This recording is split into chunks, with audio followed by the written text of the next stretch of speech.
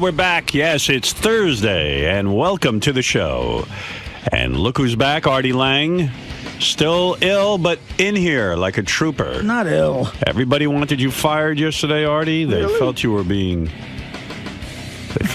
dishonest with your illness. I explained to them that you are sick. Why did he come in today? To prove he's sick? Yes. Yes, I have a doctor's note I can get immediately. He's on antibiotics. The doctor has prescribed them. For those of you non-believers in Artie, for those of you who are ready to have him off the show. What is this illness now? There evidently is a man sitting on his chest. That's as far into it as I got. I said it felt like Captain Lou Albano was sitting on my chest here. That's a terrible illness. It felt like I was sitting on my chest. No, I just have a... But why did you come in if you're sick? Well, I'm better than I was, but I feel bad. I have a chest cold, but I'm all right. You're all right. I guess. I don't know. Who the hell knows? If I you pass should go out- home. If Go I, home, Artie. We see that you're sick. Go home. No. If I pass out, it's on camera. Now, I imagine you're canceling your Borgata appearance this weekend. Do you want to make that announcement, or are you going to go ahead with it? Well... That's as of still right a now- couple of days away, right? He'll be all right by then. Artie is back. Welcome back, Artie. Thank you. Yes. What will Artie be drinking today? I see things coming in. All healthy stuff. Where's your green drink? He wants it. Yeah, I'll tell you, I should switch up this lineup, I'll tell you that. Yeah, what do you got there? Well, it's Hawaiian the normal punch? shit. We got Hawaiian punch? Yeah, I have a standing order that comes in. It's Hawaiian punch and, Goes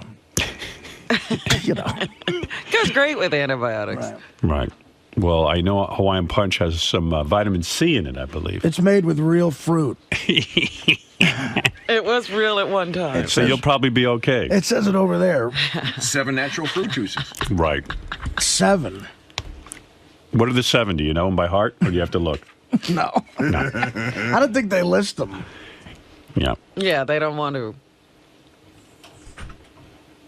Well, it's good to see you back. Which means it They don't want to what? I was waiting Yeah, to get me that too. sentence. They It's left don't hanging. want to list the fruits. Oh. They switch them up. You think they're mystery fruits? Yeah. Yeah, which means it could be complete bullshit. Nicholas, you're on the air. Hey now, Howard. Hey, now. Artie is lying about his heroin abuse and pill addiction. You ever notice that he always misses work before he flies? I'm not flying anywhere. Well, no, you going to Vegas? No. I'm going to Atlantic City. He's going to Atlantic City.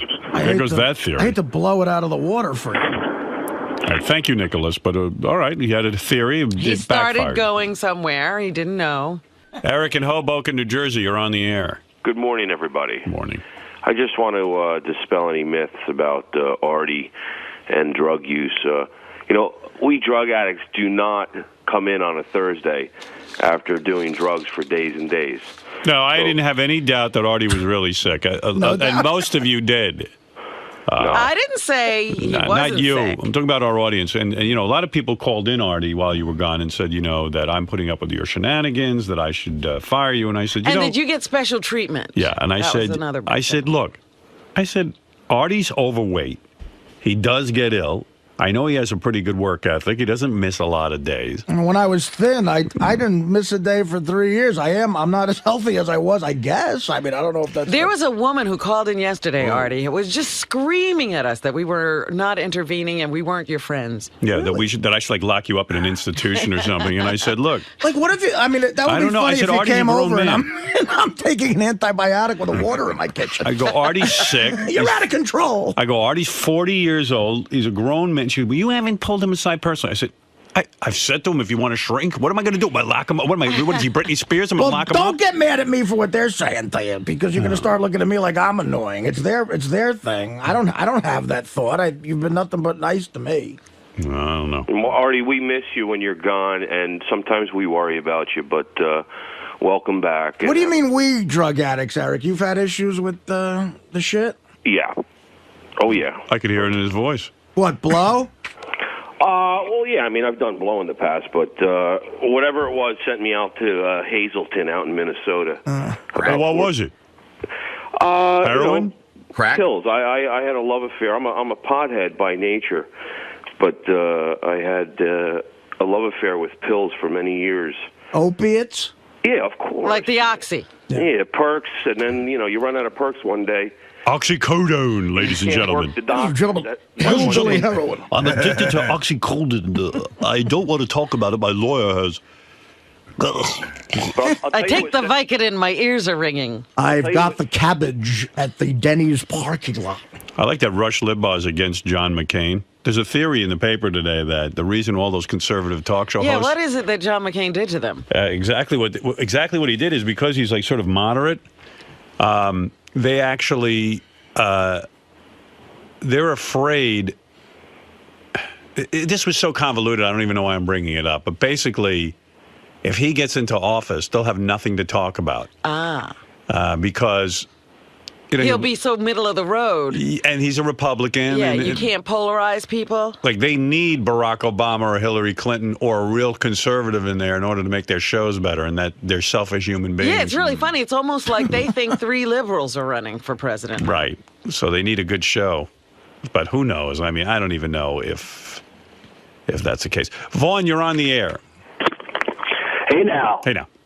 Hey, I got to tell you, I've been listening to it since '92, and I think one of the greatest moves is bringing Artie in. I'm like a huge Artie fan, but I'm telling you, I think he's going to crash and burn, and I pray that when he does, it's on the air. I've already nearly guaranteed that. It's in my contract. I've instructed him that he has to break down on the air. So when he stays out, it's because it's a minor illness. It's weird. It's weird. I think about like my life on the air. The only time someone besides the guy selling me the heroin found out I was on heroin was because when I said it here. Right. It's like, and I have cousins who I'm close with who they hear about me on the show. Knows. Well, I mean, they hear about a lot of shit in my life from the show, but the heroin thing, What's their way of staying in touch with you? yeah, I guess. Bobo, you're on the air. Yeah, how you doing there, Howard? Hang in there. I got a 2-part question here. Uh-oh, a Bobo two-parter. I love you, Artie. My theory as to why Artie was out the last couple of days, maybe he had a falling out with Dana, and the stress of Dana got him sick. All right. Well, what about that? And what is going on with you and Dana? Did you did send her like 1,000 roses for Valentine's Day? And you were supposed to get together over the weekend. Right. I thought. Yeah, what happened with that? Right, well, It doesn't sound good. let me just address everything if I can. Yeah, we never got to ask you State of that. the Artie address. It's really basically in limbo. It's Valentine's Day, which is, always shit. And Did you send her- it's hard. It was the timing was bad. Sending abroad 1,000 roses a week before Valentine's Day is stupid, because now what do I do? Yeah, you don't fuck up before Valentine's. Or now I'm out of gifts. Yeah, I'm way out of gifts. Yeah, you can forget about I it. was going through that with Dana. With every year I get her, her Christmas was Christmas, and then her birthday was in November, so it's month to month. And I was buying her so much jewelry, and the pressure was on for I would get her everything but a ring. Like I would get a diamond that could snap on. Like, this goes on your elbow. You need a third ankle Here's bracelet. a nose ring. We have to get you pierced. I was running out of body parts. Right.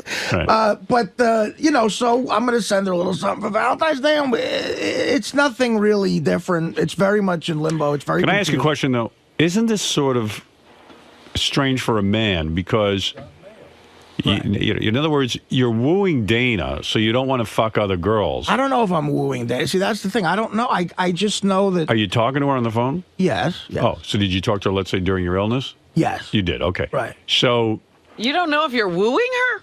I don't even know what wooing is. Wooing's like frolicking. I'm not sure what it is. I've never done either. I think that There it is. There's it's wooing. very confusing. but what I'm saying is, so, I know, because in other words, it's now, frustrating for a guy. like there was a Right. chick in here yesterday who was a 10 Really? for Howard TV. Oh, the new house. Yeah, you missed Miss Howard TV. Oh, And yeah, she's I like can't this wait to see huge that. Artie fan and loves she's Artie. not. Yeah. She said she paid $500 Her. That's for her. tickets to see you at the Borgata last Yeah. year. Holy shit. That's her. Holy How shit. hot is she? And those are real boobs, by the way. Oh my God! Look at her. Yeah. You got anything on downstairs? Is that a redhead? Yeah. She's kind of reddish brown. and Is there fire tan. in the hole? Do we know that? Look at her. There she is. Is she single? Yeah. No, did she say? Not I mean, married. you can imagine she's not married or anything, and Right. she paid like ridiculous amounts of money to see you, and You're kidding me. no, and you weren't here, and I went like, well, so he couldn't ask her out because of Dana, but Hey, you're listen, not you know even what? banging Dana. That video is frustrating me. I can't look at that. I can't either. That's the hottest. That's the hottest chick we've ever had up. I Hey, Howard. know. We were like saying, you know what? It was good in a way you weren't here because the whole interview would have been, all right, I'll give you $10,000 to fuck you. I would wait for you to get done. Hey, Howard. Yeah. My other question is this. Thanks, Bobo. Oh wait, Miss Howard. Wait, I'll ease your pain. Miss Howard TV is engaged now. Oh, it turns she's out. engaged. She got Yeah. engaged as soon as she heard. Those it. are the only ones that admit that they like me because they know they got an out. No, she was. Well, anyway, Fuckers. She ended up effing JD anyway because she couldn't have you. You know what? I hope she did. No, she didn't. That poor kid. So.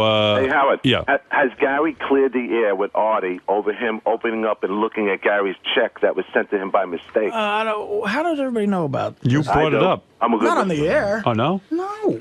I find out. How did you know? Mike brought it up, and that's what happened. Oh, high pitched Mike. Yeah, no, that never happened, Bobo. That was a stupid joke. That. Oh, was? Yes. Yes. Oh, it sounded like Gary was really upset about it. No. That was a Oh. dumb joke that got out of hand. It was. Yes. Oh, I see. it was. Is that what happened, Gary? I don't know, Bobo. No, it was actually. All right, then let me ask you another question. As long as you're here, we've been, we've built up 3 days of I questions. never thought I'd say this, but let's get back to Dana. So in your illness, when you called in the morning of your sickness, and that was a great call that you Was made. it? Thank you. Oh, I didn't think it was fabulous. one of my you gotta better play that ones. again, 'Cause Howard. I was self-conscious about a fake cough. And then High Pitch Mike did a piece where Oh, he did a fake did a call parody. too. You did an editorial? But he was worried about you. Oh, Evidently. that's good. But anyway, I still hate him, by the way. I have to play you this. He What says is it? he does not hate you. Oh, But is this anyway, high pitch, Mike? Yeah, but I'll get to that in a minute. But Right. in your sick call, Yeah. you mentioned that the jerk-off friend made you go out on a weeknight, Yeah. and Did I call him a jerk? you called him a jerk-off. You were a jerk off. He was a jerk off. In other Everybody words- was a jerk yeah, off. in other words, it was his fault that you were sick because he forced you out of the What house. happened? My life is such crazy loser chaos right now. My bookie is losing his mind. Okay, So he's- you're consoling your bookie? I really think he's having a nervous breakdown. Your And, bookie, the He one who didn't owes you only all that lose money? to you? Yeah. Do you and think he's maybe putting that on so he doesn't have to pay you? No. I know the kid. He's growing nuts. And I said, look, dude, and he's got a wife and kid. I'm like, forget about me. Just, like, what's your problem? He's afraid the cops are coming to get him. His favorite phrase is high profile. He goes, you're too high profile. I go, wait, there's nothing. I said, don't worry about anything. There's nobody breaking down your door. This is small potatoes. He's like, no. So he wanted to meet me to go over some things, and he didn't want to talk. He didn't want to talk on the phone. All right. And I said, you're losing your mind. And I won't say his name, but he goes, no, can I meet you? So I went out and I met him, and we had a coffee at the diner, and I talked to him, and then we had cigarette. We both, you can't smoke inside anymore. So You're out there catching pneumonia trying to get a smoke? we went outside and we must have So he smoked. got sick. We must have smoked 5 packs of cigarettes. Bullshit. 5 cigarettes each, and and then I went home and I fell asleep, and then Oh, so that was the jerk-off that got you out of the house? yeah. He wanted. How late were you out? He wanted to talk to me. I got home at like 11. Which I God. mean, I've fallen asleep at 11 before. That's And late. That's late. I That know, is. but you know what it is? It's like I know for a fact if I'm not sick, I can get here easily if I fall asleep at 11. You live and you learn with this schedule. I Right. know me, and it's fine. Did you feel ill earlier, or did this sort of come on over the night? Well, I might have a perpetual illness because I never feel great. Right. But that's what happens when you get really heavy. That's what happened to me. They used to have I'm to give me run down antibiotics and- all the time. Really? Yeah. When I got heavy, when I was at my heaviest, and Robin knows this, I began to get sick all Serial the time. illnesses, And yeah. and finally the doctor said to me, what you're having, not almost. Right. You're getting pneumonia almost every weekend. Like and I'm walking putting it pneumonia? like walking pneumonia. And because you're so heavy and out of shape, he goes, so I have to put you on antibiotics, but he said, you're going to be dead. This is what he told me. This is what motivated me to lose weight. He goes, you're going to be dead. because your immune system is so shot. Yeah, that's what I got going on. That's what my Yeah. doctor told me. Yeah. Not the dead thing, but he said you are incredibly run down. He goes, planes are like incubators, and you're fat, and you're just not a healthy person. Right. That's you what can't fight off any illness. Right. When I got this job, I had gotten thin from living well, like in California. And if you remember, for 3 years, I wasn't even late or absent. You know? Right. You were a rock. And I got this. I'm heavy and I'm run down, and I the other morning after doing that with this kid, and you know what? I had a chocolate milk and a bacon, egg, and cheese at the diner, and the next morning I woke up and I just felt unhealthy, and it really, a few hours later, I woke up about 3:30 before I made the call, and it felt like my chest was imploding, and Why don't you come to the gym with me? I got a plan. Well, he can't come to the gym Not until today. he gets better. Oh, that I know. But I'm saying they got spray germs around the gym. at the gym. They got this chick who's a nutritionist who's real good. Yeah. She'll give you some sort of diet. Then they have even someone there who kind of like psychologically helps you diet, and like if you feel like you're Really? weakening. Oh if my you're God, weakening. that's just like that stupid show, Celebrity Fit Club, where they have a psychologist who sort of talks to you about what's your the gym- issues. Well, just if you're having trouble The sticking gym to your has this diet. all like in-house. They have, In-house, really? and then you train with somebody. I mean, you got to pay a trainer, but why not? It'll help yeah, motivate that you. gets you to the gym. It might be time now. Yeah. I'm 40 years old. It's either, It's make or break time. Come on, Artie, you can do it. and it's just, I was sitting there talking to this bookie, talking him off the ledge, and basically what happened is, and this is very disappointing, but it makes sense because it's me when I won a lot of money. He gave me a little bit of money, and I said, I don't want it from you anymore. You're going crazy. Just forget about it. And I said, you should close up shop. Oh, that's not fair. Oh, You Artie, want he's the playing money. you. No. I know the owes guy. you He's the not. money, man. He's not playing. He's not going to give you the money now. He gave me a little bit of money, and I called it even. Whoa. How much did he owe you? Enough of it. Enough. Of How much did he owe you though? Total. I told you I was up $78,000. Just tell us the percentage. It's like when the kid playing 9-ball would be $280,000. I was like, I don't know what to do. What am I yeah, gonna do? but this beat guy you up? called himself a bookie. Yeah, but wait a second, Art. Yeah, All right, but I knew what I was lost getting plenty into. of money to this guy. Come on. He's going to be back in business. And you're enabling now. This guy may have a great problem because he's running a business he can't really run. I know people who know him. If he's back in business, I'll know. And I said that to him. If you're back in business, you got to let me know if you can pay me anything. But I mean, it's a substantial amount of the money. How much does he owe you? He's got kids. I feel so bad. I'm like, But look how what much you're does doing, these children. But how much does he owe you that you let him off the hook for? About $38,000? I'm going to guess. No. More? So you didn't even get 50%. He gave me like $18,000. But why did he take the bet in the first place, Artie? Huh? Why did he take the bet in the first place if he can't pay? Because he's a degenerate gambler like I am. It's like a crack dealer using their own product. He's a gambler. You got to fucking be kidding me. This is the problem for this guy. He's calling Artie because he needs help. This guy's so out of control. Artie looks like a stable guy to him. Wait a second. He paid you $18,000? It's out of control. So how much money? So you were up 78. How much money did you end up actually getting out of the guy? He said 18 grand. 18. Total. That's it. Total. Total. And I no. So it's whoa. not Wait a even- minute. I'm sorry because I lost another 5 G's. No, 18,000. Yeah, 18,000. Hold it. Wow. This is Out of crazy. 78. Do the And math. if you had lost, you would have paid him. So he owes me It was down to 73. So figure he owes me $55,000. Oh my God. He owes you $55,000, and you said don't pay it. I said. It's hard for me not to say his name all the Don't time. say I his said we'll call him Marky. He's not Marky. But Marky Mark. I said Mark.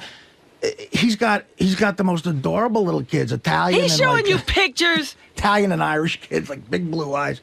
They're 3 years old. They're 5 years old. He's got a wife who hates him, hates me. The wife hates me. Hates you. Oh, she hates my guts because I call her looking to gamble, and she knows what's fucking going on. And he's got a job that's, I didn't go to college. He's got a job. He's got a job like I would. Then why have. is he? If I didn't But get he lucky, owes you and get a- $55,000. What am I going to do? Beat him up? Hire You somebody hit to the beat him up? giant. You hit the Giants. You I keep did. him. You're one of the few people who believed in the Giants. I should have done it in Vegas. I did Yeah. a little bit in Vegas. I should have done everything in Vegas. Are you going to from now on? Don't no more bookies. No, he loves the bookies. Nah, but I don't know any other guys. You see, the guy I bet with for years, like I told you, was this guy in Staten Island. He was like the real deal, and we were all afraid of him. Right. But he never paid. missed a payment. No, always Right. you paid him, he paid you. So you mean the guy gave you a sob story, and then you said, "Don't pay me any money," and now that's it. He's done. Now he's Uncle Artie. He's looking at the baby. You know what? But I'm like, I remember being a kid and with my father running around. God knows what he was doing, and I just felt bad for the whole situation. I felt You got a big heart, Artie. I'm telling you. Big heart. I mean, No, but the Artie's thing a is, mush. Bobo, if he doesn't have the money, what am I going to do? What am I going to do? I'm he's going got the to money. garner his Have wages? him pay you back. He'll be back in business. That's the fucking kick Well, in the if he's ass. back in business, I'll know that he's back in business. It'll be easy for What me to is he find telling out. you? He's getting out of the business? He says he's closing up shop. He's paranoid about it, and he works his ass off all day. He's got a blue collar job. I won't say what he does, but he works like crazy. What am I going to do? Say, give me $100 a week? Yeah. No, That's a lesson What do you think to he'd say to you? You think he would have let you off the hook? I can't do that. Would he have let you off the hook? No way. If I came to him and I really needed to, yeah, I think so. You do. I don't know, Howard. Oh, man. I've known him since I was like 19. I met him through a friend, and see, I met him, because he was gambling with the same guy I was. He was a gambler, Right. And he blew a lot of things in life. He was actually smart enough to maybe go to school, but he's a fuck up. He's basically what I'd be if I didn't get lucky doing what I'm doing. Oh, so it's the guilt that you're successful. Right. You see Maybe. yourself in him. No, yeah, I guess, but I don't know. It does. It I just do. is crazy I sound that like he finally wins, and now he doesn't get any gets money. the biggest win of his life. I sound like a sucker probably, but I really feel like, God forbid, it's like he's got to worry about paying me $100 and his kids. I don't know. I I know want what to you show mean. you a sucker. Somebody got a mirror? But man, oh man, this is a killer. That's a fat, ugly sucker too. I don't want to see. So let me get this straight. You're not fucking Dana. You're out $53,000. You're sick on mess. antibiotics. The first Howard TV chick that likes me is engaged. Holy cow. I'm a mess. I'm a mess. If you looked up the word mess, it would be me in front of that diner with a cigarette. Boy, that guy works you over. And Yeah. then pulls you out till 11 o'clock at night when we know you got to work the next fucking day. So he keeps you from work even. Right. He gives you a Howard. terrible chest cold. I want to ask Fred how he would have Cocksucker. handled this. If this Fred, happened what to would you Fred. have done? The guy'd be dead. No. Yeah, I think Artie let him off. I'm kind of leaning more towards what Robin said. I would go for at least 50%.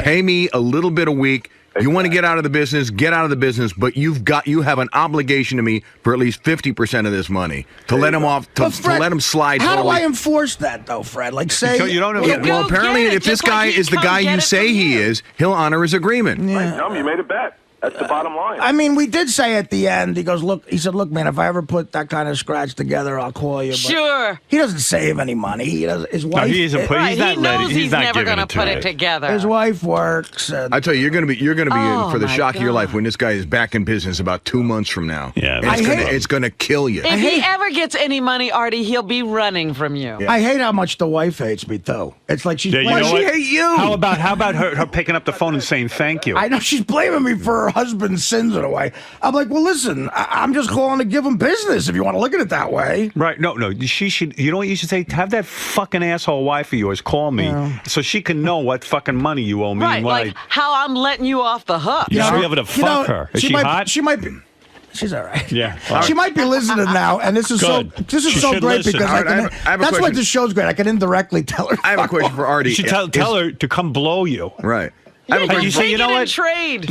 I'll take it in trade from that wife of yours. Tell her to suck my dick two times a week. Well, you know what That's she is? She's one of these things. She thinks I think her. I'm a big shot. it. Yeah. Well, you know what? Guess Well, what? yeah, She's You one are. of those. What? She's one of those neighborhood girls who thinks like You grew above your station. And I you said, yeah, I'm tell- meeting you your t- fucking husband at the diner every fucking 2 weeks. What am I, George Clooney? Yeah. You know I'm what? George Ballooney. You should have said. You should have said to her. You should have said to him, "Listen, that wife of yours, 3 times a week, I need my dick sucked. You're right, the mother of your children." I have a question for Artie. Motherfucker. Are you his only customer? No.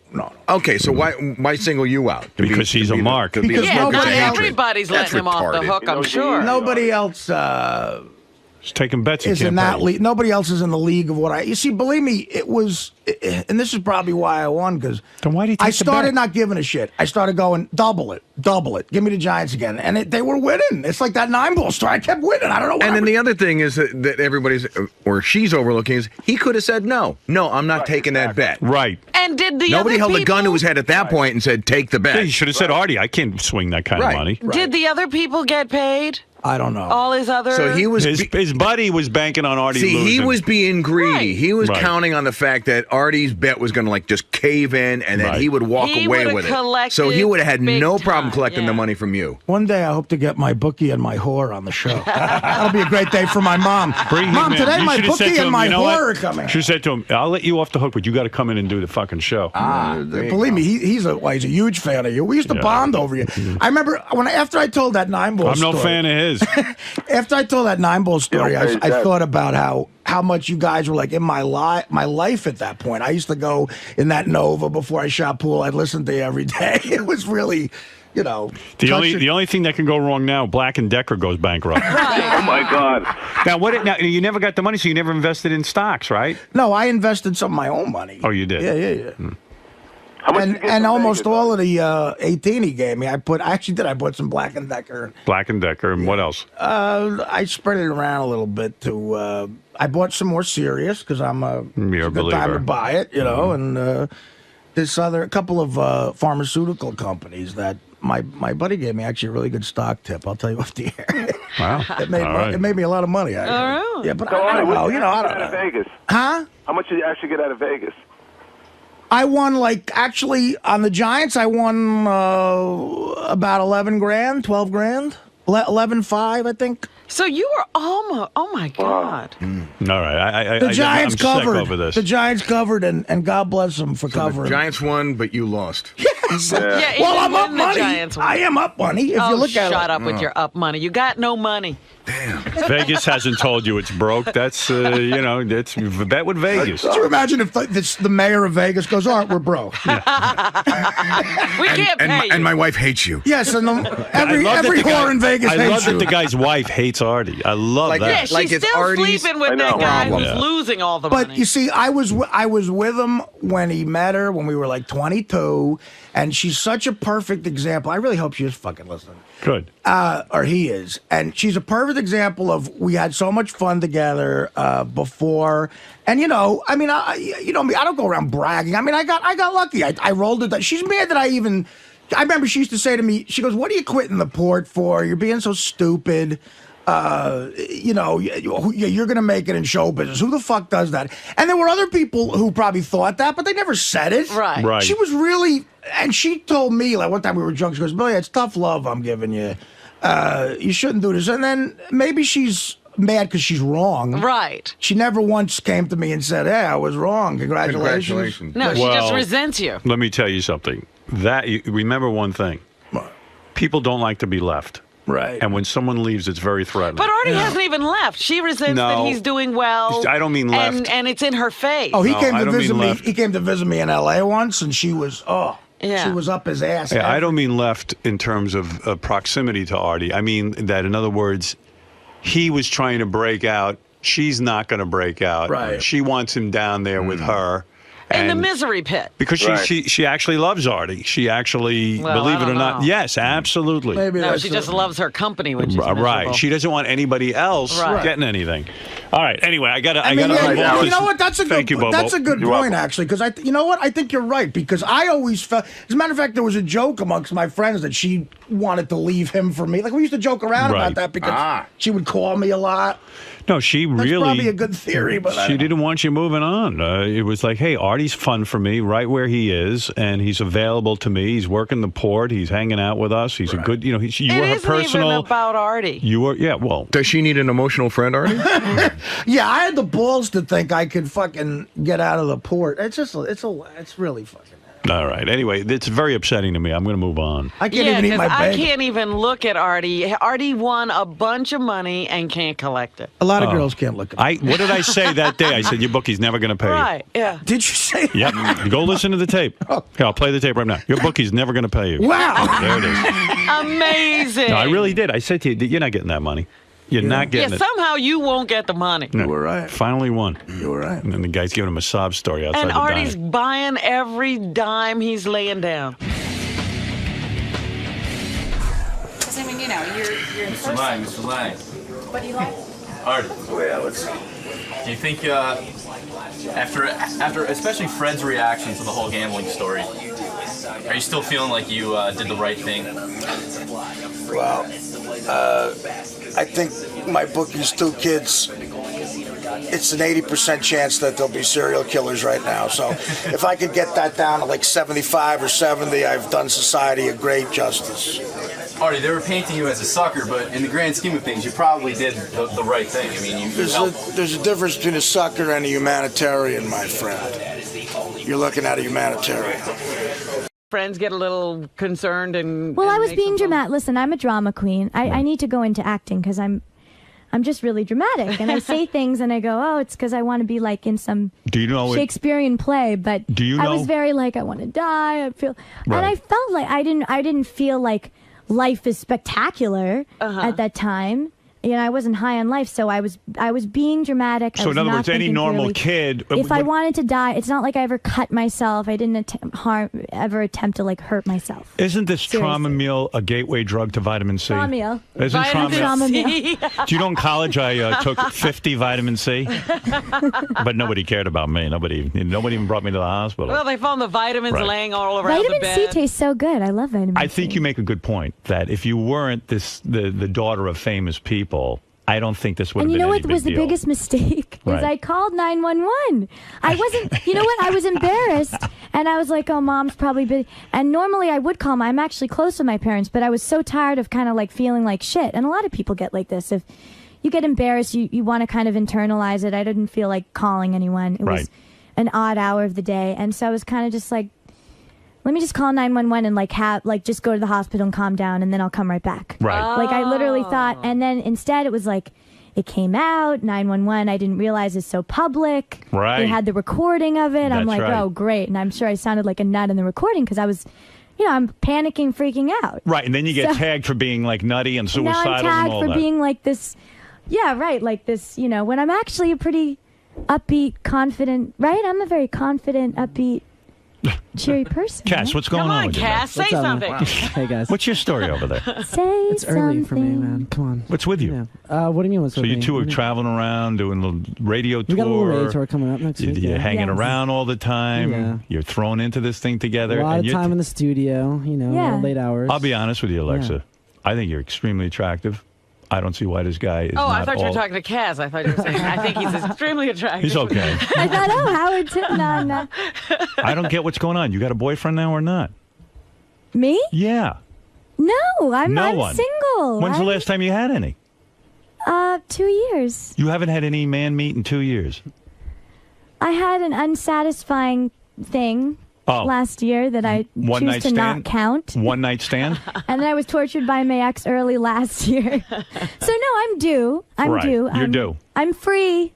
And this guy, Cass, isn't coming up with the bacon, so to speak. Dude, what's with you? You know what? We'll see in time. We're working together. Would you be jealous if you saw Cass dating another girl right now? Why don't you quiz him? Don't quiz me. Would you be jealous if you saw Alexa dating a guy? If I have a guy in mind for her that I'm going to introduce her to. Go bring. Who's way hotter than you. That's fine. Yeah. You don't care. It's not going to bother you. It's not going to bother me too much. No. It's not too much. No. You're not going to be jealous if I introduce her to a great guy and he's slamming her every fucking night, right after the whatever. That's cool. I'm fine with it. You're fine with it. Yeah. Well, then forget this guy. All right. Forget me. That's it. I'm done. You're playing it too cool, pal. All right. I'm playing it too cool. You know what? It's we work really closely together, and it would. This guy I introduced we've Alexa had to. discussions about it. I need to do my thing right now. What if he's slamming her right in front of you? Slamming. That's right. Slamming. You're in the room you just watching. Say slamming That's over right. and over again, trying to Slamming. get it in my head. I get it. I know what you're doing. I don't know. I don't get it.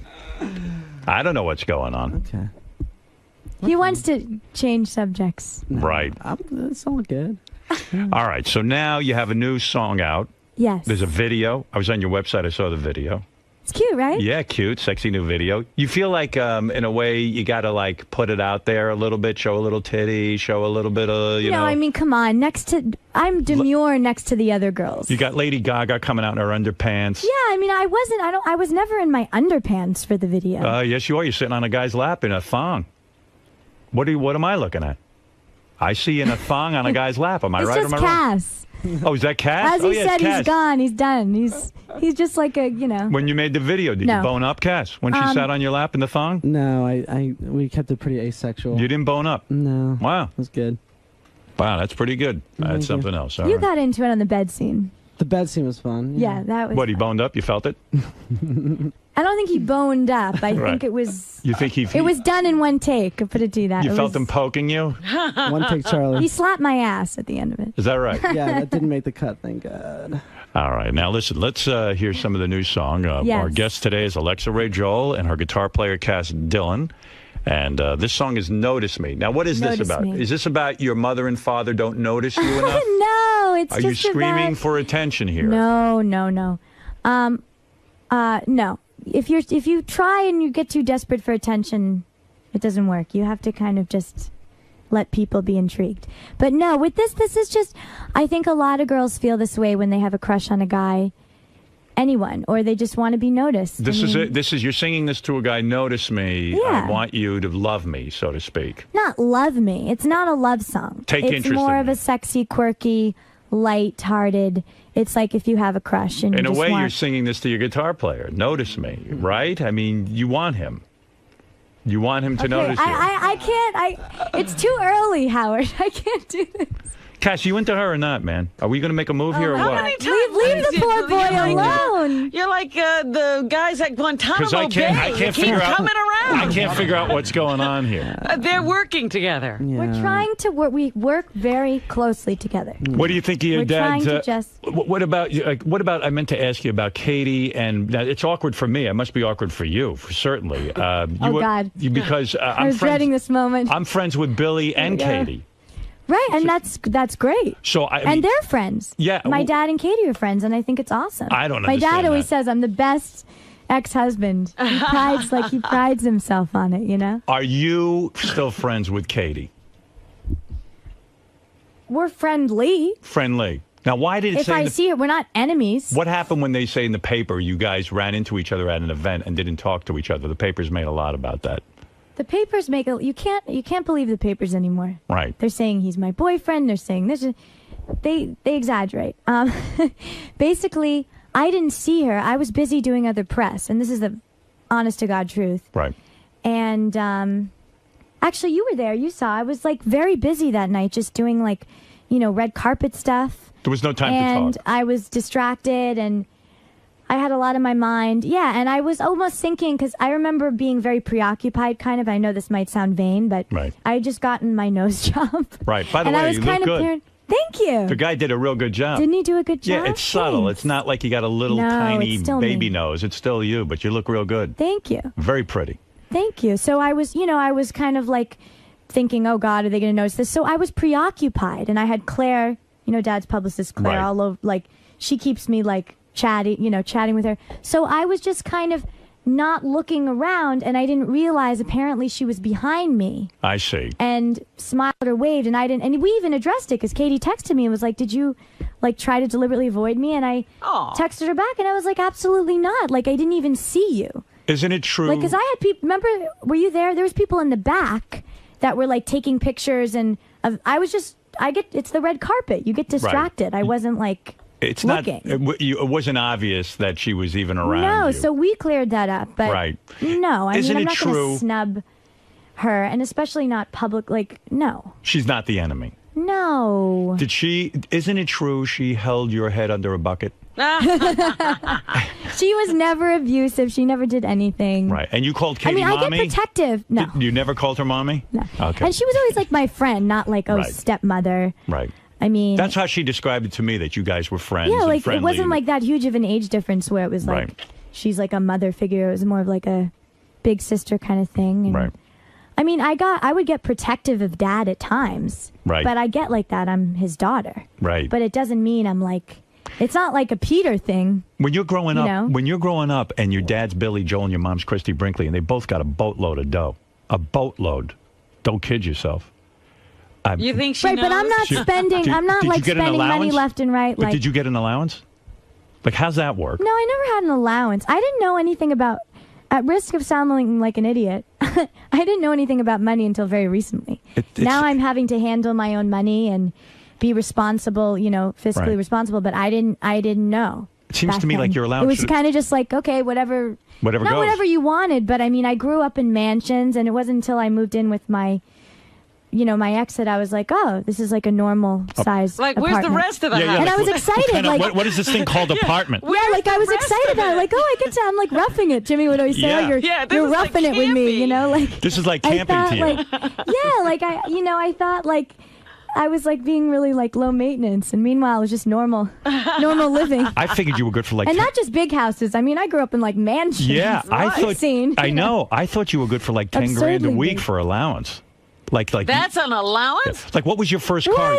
How old were you when you got your first car? No, I'm really not that material. I don't even I don't even shop that much, right? Well, first cars, she won't drive at all. You don't have a license? Did you ever get a driver's license? Bring that up. Now he's not shy. Now that he's not, when the subject turns off of him. Do you have a driver's license? He volunteers. I don't drive.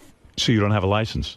No, but I'm mostly in the city, so it's not like I really. And I'm about. What to do you move make of that? That you don't want to drive? What do you think of that? Seriously, what are you saying to us? Why don't you want to drive? Especially somebody from Long Island. You know how everybody has their fear. Go ahead. That they're deathly afraid of. I know. I have some friends that are. I have a friend that's still like deathly afraid of the dark, or deathly afraid of spiders. I don't have any of those fears. I'm just afraid to. I'm deathly afraid to drive. Really? I'm like terrified. I've been in like rough cabs, and like the way people drive, it scares the living shit out of me. But it's almost like learning not to swim. And like I'm not prissy with anything else. But it's not. It's not it's like learning not to swim. It's something you need. I mean, it's like not I know. swimming. You know what? I know some New Yorkers that I know a lot of New Yorkers that don't drive.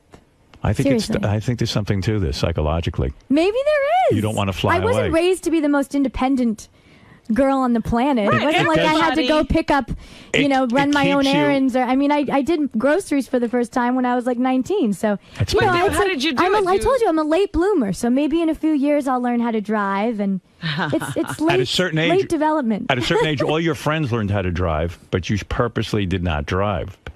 I mean, I think you are keeping yourself dependent. I think this would be a huge sign of your independence. Perhaps, Dr. Stern. Are you going to be my therapist now? I think it would. Are you in therapy at all? No. Don't tell me that didn't come up in some therapy somewhere that you didn't learn how to drive. No, it did come up with a therapist. It did. Okay. No, it did. And I think that there is something to it. Yes. But it's going to take a minute for me to conquer. I'm not going to wake up tomorrow morning. Who do you think has now more that money? You said this Who do you think has more money, your mom or your dad? I was thinking about this for a second. I'm trying to figure out. Well, Let me figure out your finances, because believe me, we got to put some thought into this. First of all, my dad. Come on. I don't know. Dad. Christy Brinkley. You don't Let know? me tell you something. Let me make an argument. Christy Brinkley, cover girl, major endorsements, her entire life. Yeah, but dad makes a lot for live shows. Makes a lot for live shows, but he's gone through a couple of divorces. But he's he owns his music. That's true. He's done it the right way. I mean, after he got ripped off by, I'm sure you know about this, yes. the famous rip-off with Frank Weber. That's right. He is like, he's got his whole team. He speaks to his business manager / accountant like every week. Like, he is like he's very responsible. What do you think he's worth? We got to figure this out. You got to sit down, put a pen up there. Yeah, I mean, I'm not worrying about him right now. Let me tell you something. I want to be worth millions one day myself. Forget that. Don't even worry about it. We got to concentrate on Billy and Christy's money. We got to think about this. We got to, first of all. Well, the thing listen, with it's not like I'll ever have to worry, but just because I'll never have to worry doesn't mean I don't want to make my own money. But Christmas money has to be split up. Cass, I bet, knows which one's worth more. Yeah, but, Christy's money has to be split up among the other siblings. Yeah, that I don't like. She gets all of Billy's. Yeah, you're getting the whole mother load of Billy's, as far as I can tell. I've talked to Billy about this. I've tried to get in his will. He will not leave me a dime. Believe me. You're not going to have to split it without. Well, I know I'm his favorite, so There's no doubt I'm about in good shape. I mean, he talks about you like you're a goddess. I mean, he loves you so much. Every minute he tells me, my daughter's way more talented than I am. She's the greatest, blah, blah, blah, blah, blah. Every fucking minute. Well, you have to hear the album, Howard. I do. But I am telling you. Do we not have a copy? Did Stefano bring a copy? Stefano, I'll get you. fire him. That's I'll right. get you a copy. I heard a rumor, and tell me if it's truth, that you were slipping Billy's ex-wife Katie birth control pills in her water so that she wouldn't have a baby because you didn't want to split any more of the Listen, assets. I'm not going to say. Dad is too old. Dad's too old, and he's You think seeing he's someone shooting else blanks? right now. He is seeing someone else now. And he's too old. That's right. He's too old to have. Well, I don't want to say he's too old. I don't think He's he's talking to interested me. in having any more kids. He told me he was thinking when he was with Katie they were going to have kids. Yeah, but that was a few years ago. Yeah, I know. But Listen, I don't want to see him have more kids. I would want you to get Don't put these it thoughts all. into his head. I like being the only child, and not for money purposes. I like it for money purposes. Believe me. I got to go half I'm the like his job right now. I'm what he worries about. That's right. I'm his. You think he's worth he $1 sends billion? me like 10 emails a day these days. He's He must- got all this time on his. He must be worth $1 billion. Right? Oh, God. What do you think? It's got I to be. don't know, Howard. What are you going to do with all that money? I'm going to help you with that. In fact, I'm going to divorce my wife and marry you. That's how much I'm going to help you. Nice. Sorry. You're just a little more important. No, listen, What can I say? you know I love Beth. I can't marry you. She's great. You're not kidding. All right, so listen, let's get to a song. Okay. All right, this is a song called Notice Me. Let's see if Cass can play the guitar. He definitely can. Okay.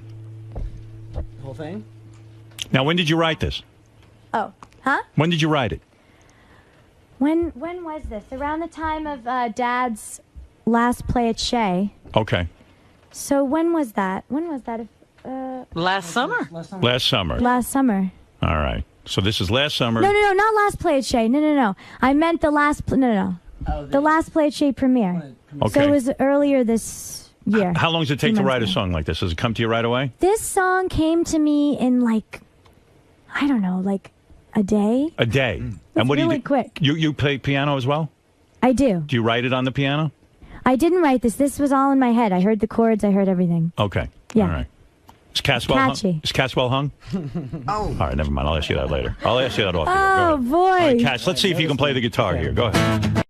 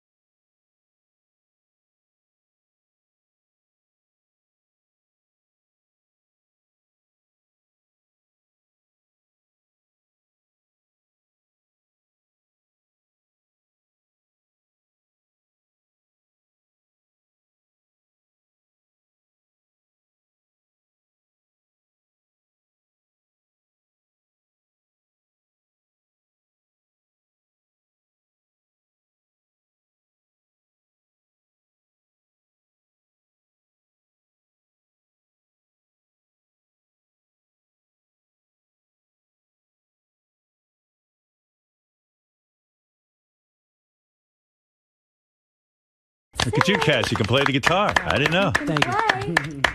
Very nice. Show off. Notice Me. So, Notice Me. Do you like it? Catchy tune, yes. Very catchy. Very nice. you. So what do? Do you have a record? You got to get a record label, right? That's the next hard thing. Not necessarily. I'm does somebody lucky buy that? enough that I have the means that I can, do this and distribute my music independently, which is great. Right. So you get that on iTunes? it's available on iTunes. Okay. And also Alexa Let me Ray. see what else. It's available. It's going to be on the radio. We're getting it. It's actually, I'm so excited because it's going to be played on the top 40 station of Sirius, here at Sirius. Oh, Hits 1.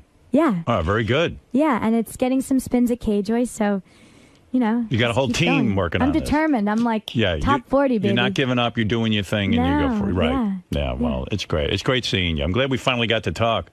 I would just see you around. It was fun. Yeah, it was really Let's nice. do it again. And I like you too, Cass. Thanks, Howard. I approve of you. I've been listening to you for years. 12 years old, getting ready for school in the morning. Your putting on parents let Howard you Stern. listen to this shit? No, I had to sneak it. I had to. Yeah, how to I sneak it snuck on. it too. When I would watch, your televised show. Yeah, you snuck. Your parents would not have approved, Late I at don't night. think. No. My mom. Yeah. Yeah. Yeah. Well, she's She's uptight. old-fashioned. She's old-fashioned. She's an old-fashioned girl. Yeah. What's with your mom? She dating anyone? Not that I don't think so. You got to hook her up. I heard you were trying It's to like hook a her single family over here. Heard for a while. What's going on? Yeah, I heard you were trying Everybody's single? I heard you were trying to hook her up with McCartney for a while. Somebody told me. I wasn't trying. No, she's a big girl. She can hook herself up. Right. I gotta just worry about hooking me up. I Yeah, don't- exactly. No. You have too much pressure on you. Yeah. Well, I think you're wonderful. And Alexa Ray Thank Joel is here. you. Cass Dillon, thank you for showing up today. When you need someone to talk to, you call me. Yes, we're gonna Because- start doing like therapy sessions. Absolutely, because I seem to have a lock on you and know what. And then I'm going to sit down and I'll talk to your father about his will and how much money you're going to get and It's how we're good. going and how we're You're going gonna give me driving lessons. and I'm going to give you driving lessons. Yeah. All right, Alexa Ray Joel, and don't forget the music is available on iTunes. That's yes, it is. Notice Me is available on iTunes. Notice Me is available on Download. iTunes. Thanks for coming in, guys. Oh, it was Was I loose and fun? You were having loose fun, having a good time. You're on camera now. This is Alexa, Hi. how'd it go in there today? It went great. I don't know. How did it go? It sounded I'm gonna great. Ask you. It sounded really good. I had fun. Now, what do I you wish think? that every interview could be like as fun and loose as with Howard. You can curse. You just really say whatever you want. Now, what do you think of some of those and questions? even I was still biting my tongue because You were. Now, what do there you are think? millions of people listening. So it's like okay. What do you think of some of the questions he had for you? I think that maybe had I had a few glasses of wine, it would have been a different answer. You would answer. But no. I mean, I was trying to be like loose, but still like not like make my parents faint. So I was trying to walk the line. You think you did okay with that? With I don't know. answering Did I them? do it? I hope so. You I don't think so. I want to hear the interview. Awesome. All right. So you had a good time today, then, right? I did. I want to come back. Awesome. I'm a fan of Howard. So. All right. Well, we'll see you next time. Thank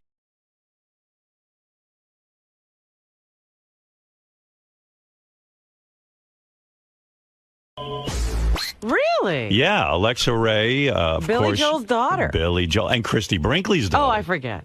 That was a super group got together to mate. That's and true. And Alexa, I know Alexa a little bit.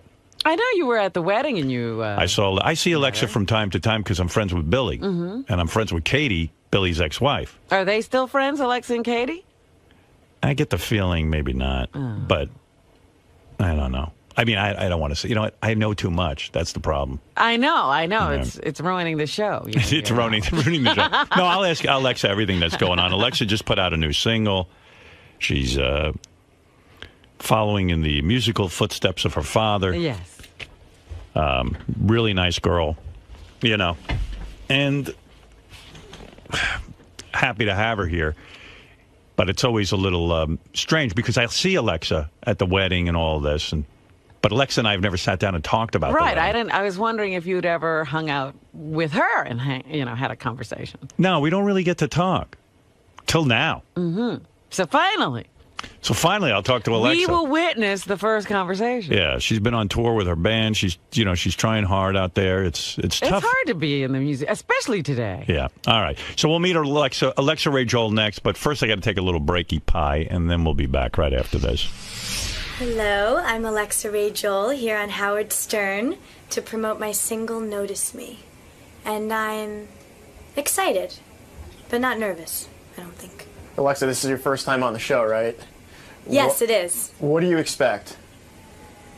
Oh, God, I expect, I expect Howard to be Howard, He's full of surprises, so I'm expecting the unexpected. So you're ready for him, though, right? I am.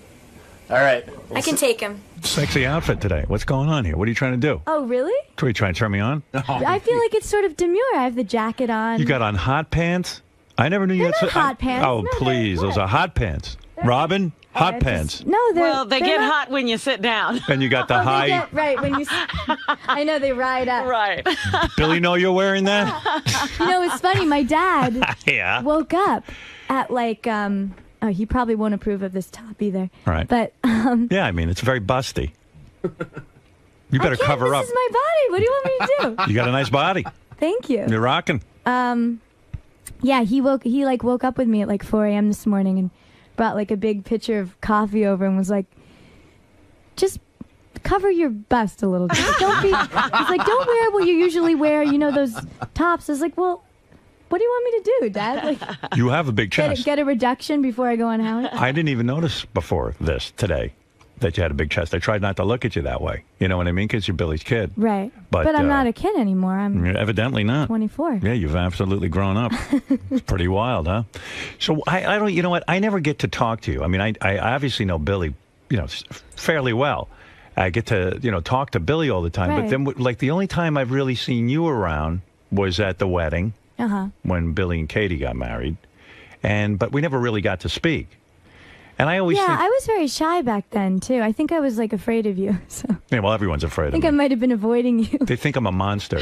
Yeah, and you're so tall, and I was there wondering with Beth, who's so beautiful and tall, and I was just 19 at the time, and I was shy. Do you think to me, I would think your life has been somewhat rough because when you were born, I remember it like it was yesterday when you were born because it was almost like royalty, like Had Christy, a baby, yeah, Christy and Billy were having a baby. It was like royalty, and there was a lot of fuss they were and commotion. the it couple of the time. They really were.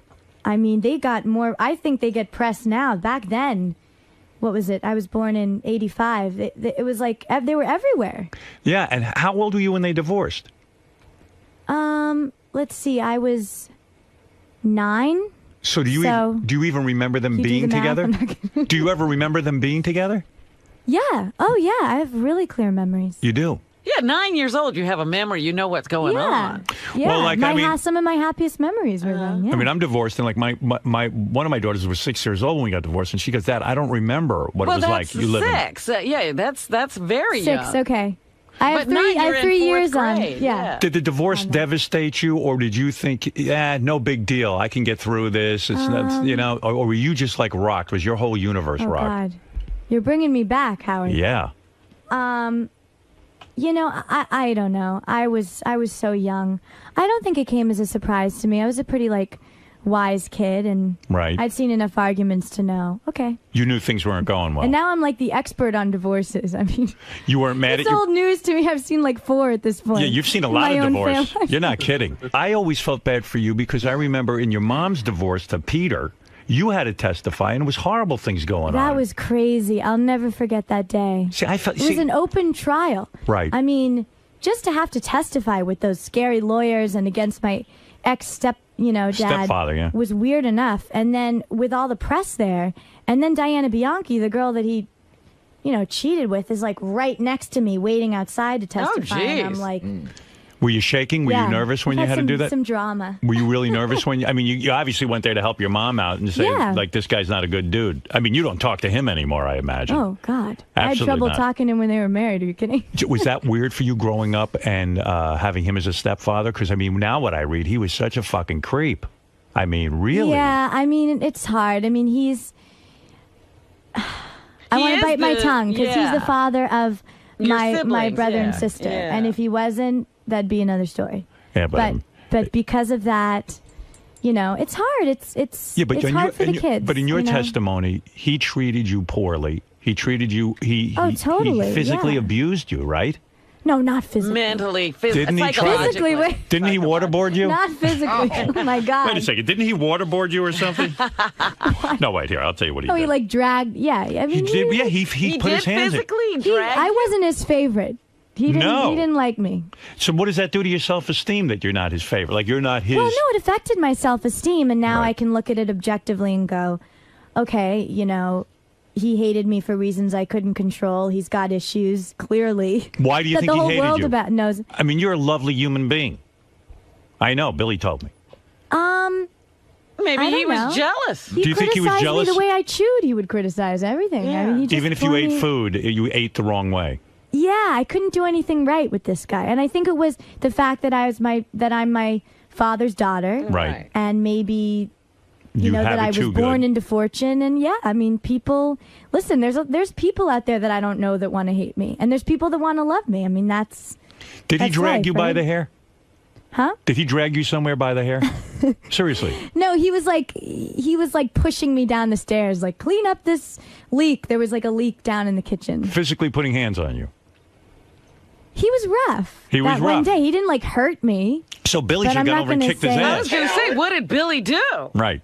Well, my dad, I kind of kept it to myself, and now he's like, "Why didn't you tell me?" Right. Why He's didn't all you like, tell he's- your dad? You know, your between, dad can box. Between him and my ex-boyfriend, my dad is like ready to go. He's Yeah. like- he's in his Billy- protective mode lately. You know, Billy used to be a boxer. He can handle himself. he can. Absolutely, He he used can. to.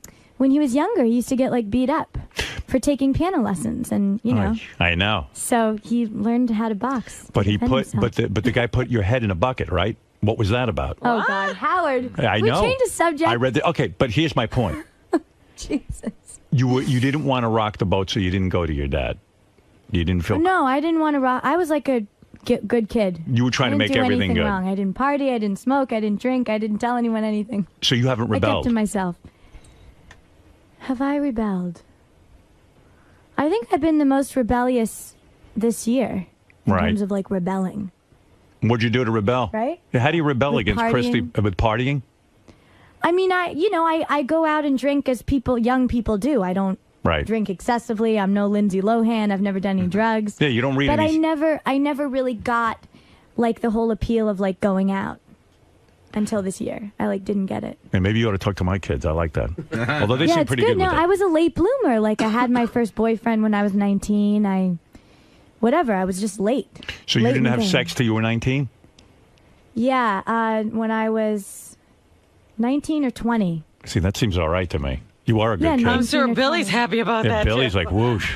Yeah, I was a good kid. Did you ever have a discussion with your dad about sex? Oh God, no. You wouldn't. Just your mom. Just my mom, yeah. Boy, I bet you she could tell you a thing or two. Christy's hot. Is it hard? Is it hard having like this hot mom who's a supermodel and all of that kind of stuff? To me, it just Well, seems like so intense. You It know? it is, but you know, we're different. I mean, I'm a totally different type, Yeah. you know?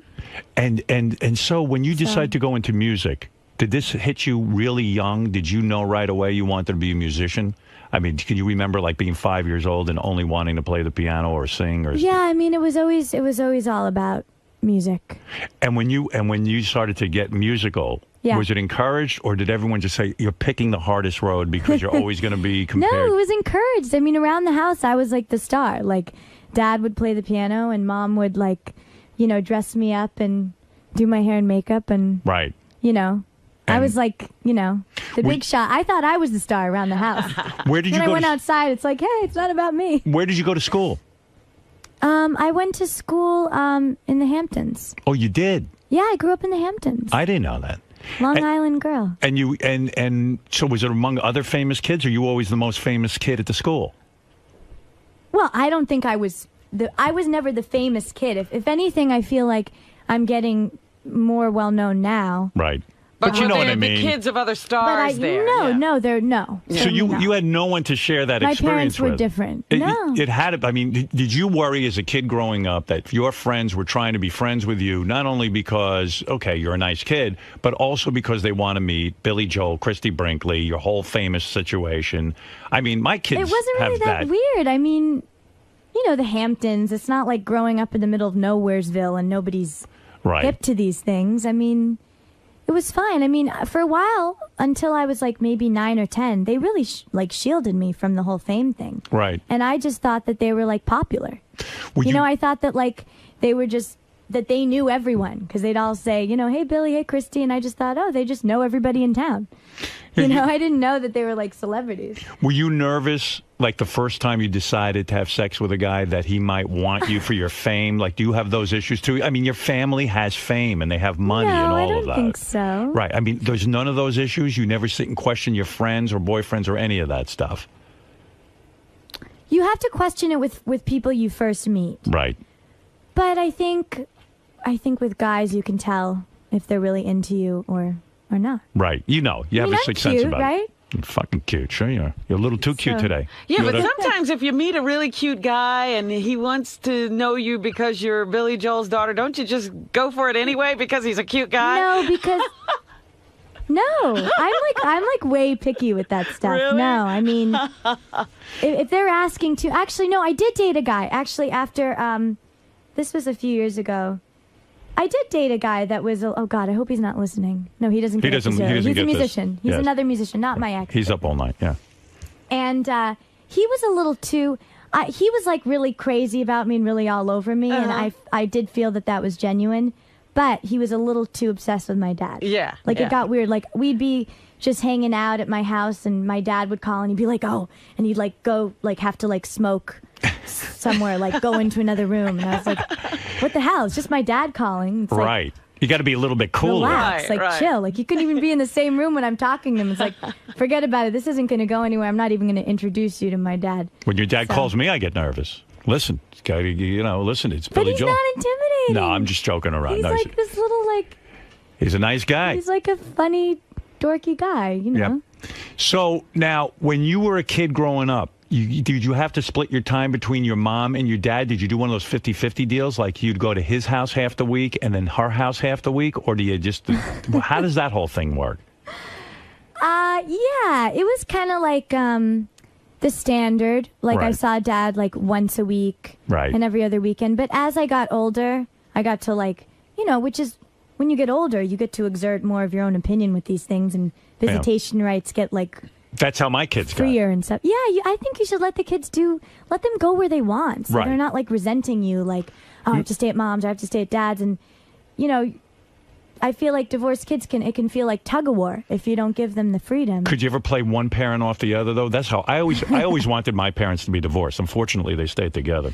They were united. The grass is always greener. I want my parents to be back together. No, I wanted my parents divorced because I knew I could have played them like a fiddle. Like to me, like if your mom gets mad at you and gets all strict, can't you say, well, okay, I'm going to my dad's house and don't worry about it, and then your dad will spoil you rotten. You know what I mean? Is that how you play it? They were both really good parents. Dad was always, mom was a little stricter. Right. And dad was always like, he still to this day like spoils me. He does? He freaks out about things. He's very involved and he, I've been staying with him because I'm waiting for my place to get renovated. So I've been staying with him and it's like, he's like so involved. I always say, Dad, go get a job. Like he has all this time on his hands right now. Like, and he's focusing on you.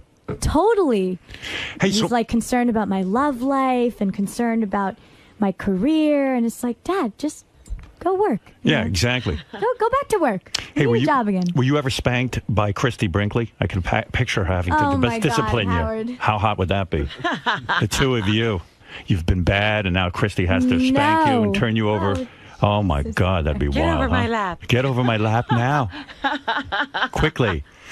So I have no words. And I'm not prude, but I have no words for that. All right. So now, I'm breaking the news to Billy. You've been with someone sexually. You've gone all the way. Yes, as many normal, healthy 24-year-olds. We expect differently of you.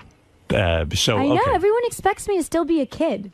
Will you ever I'm try? still in the press. Oh, Billy Joel. Oh, she's all grown up. Well, guess what, guys? I grew up about 10 years ago. Will you ever try Sorry. lesbianism? Me? Yes. It seems I there's a lot love of pressure. men. I don't. You love men. You've never thought about another girl. I mean, I admire women aesthetically. I think Right. they're beautiful. Right. And I have whatever, not girl crushes, but I admire beauty and get very into looks, and I'll stare at a girl if I think she's beautiful, but I don't want to make out with her.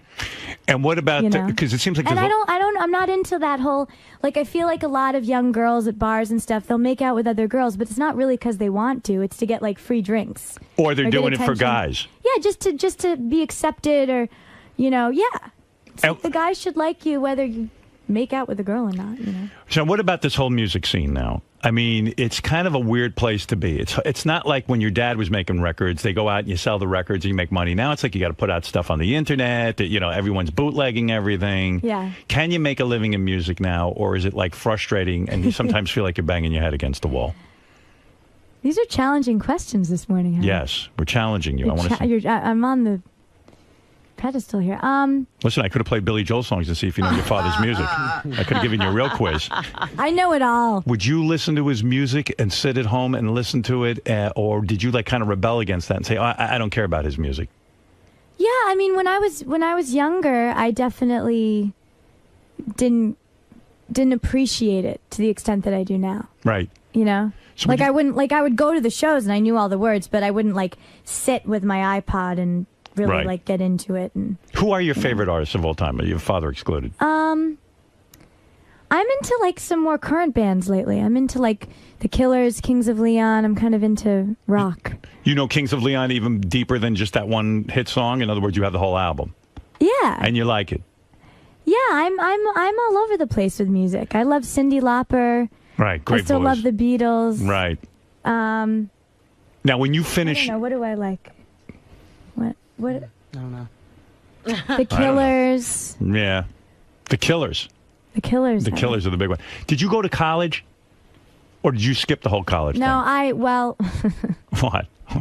Is that complicated? Well, it's interesting because it got printed in the press that I took a leave of absence from NYU. Right.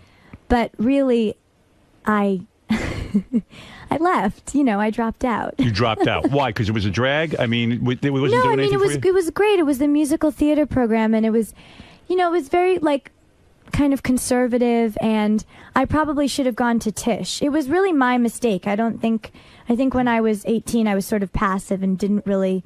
And a lot of kids make this decision. They just go, "Oh, I'll just go to law school. Fine, whatever you Right. folks want, Right. And they don't actively, look into it. And if I had it to do over, I would have looked into it more and probably made a wiser decision. But All right, so what's live the and career learn. plan at this point? So now, So and what's going on with your love life? And are you two hooking up? Is this your guitar player? Let me find out what's going on here. Who is this guy? Hi. Hey, how you doing, man? I'm good. How are you doing? Yeah, good-looking guy. Thank you. You got the whole look. You got He's the shy shades. today, though. Got the long hair. This is Cass Dillon. Yes. You are Alexa's guitar player. Yeah. You boning Very her? talented. Let And- me straighten this Sure, out. go ahead. Yeah. I'll be the father here. Billy is afraid to ask these questions. Well, Billy does this for your daughters, and you'll do Yeah, Billy, you can ask my daughter's questions. I could never do this with my daughters. Are you I can boning feel her? myself blushing right now. You're not boning her? No. Business. All all good. business? He's Yeah, very man. professional. You digging him? Are you going out with him? No. I read in the paper We you have a dated- boyfriend. Okay. I don't want to make People magazine look like they didn't know where they. We dated briefly, but we're You and being- Cass. Yes. But we're being professional. Professional. What are you, gay? Are you gay? I'm not I gay. think- no. What's wrong with her? She's great, but I mean, I'm her guitar player, and I love. Oh, is he bad in bed? Does he have a small penis? Is that what He's trying to be professional. We work really What do you mean close. he's trying? What happened? You guys No, had we sex? work. No, we did. We no, did I never not. went there. We Did you never- make we never- out? No. No. Oh, you didn't? No, no. What do you mean you went We out never then? crossed the line. He's been my date to things, Yeah. and I don't know. I can't talk about it. Do you want him? blushing. Are you No, attracted to him? Kiss her. I literally am mute. Do you want to go out with him? No, he's a great guy, but he's very cute. But you know, we have to work together right now. I have a lot on the plate. So you're putting the kill on it. He wants you. Am I right, Cass? You want her? I mean, I think there's, a little mutual. If I was your guitar player, I'd be boning. I'd be boning her. You're attracted to me. Just admit it. Are you attracted to her or not? I think she's a beautiful girl. So then what are you waiting for? Well, I mean, come on. Because you're a guitar player. Who gives a shit about that? Howard, so stop being a guitar player. What's the you got to make a better argument, Cass. What do you think's going on here, Robin? I don't understand. I believe that they have a little sexual attraction. They may not be being completely honest with us. No, we really haven't. Totally. Alexa, I read you have a boyfriend. You had a boyfriend. You had a bad breakup. That's when everyone accused you of trying to kill yourself, but you were taking herbal medication. With herbal stuff or something. Right. I feel like I'm blushing from head to toe. I was very worried about you, actually. Oh, thank you. I mean, I was. I called your dad and stuff to see how he was doing and all, but you were fine, right? You didn't try to kill yourself.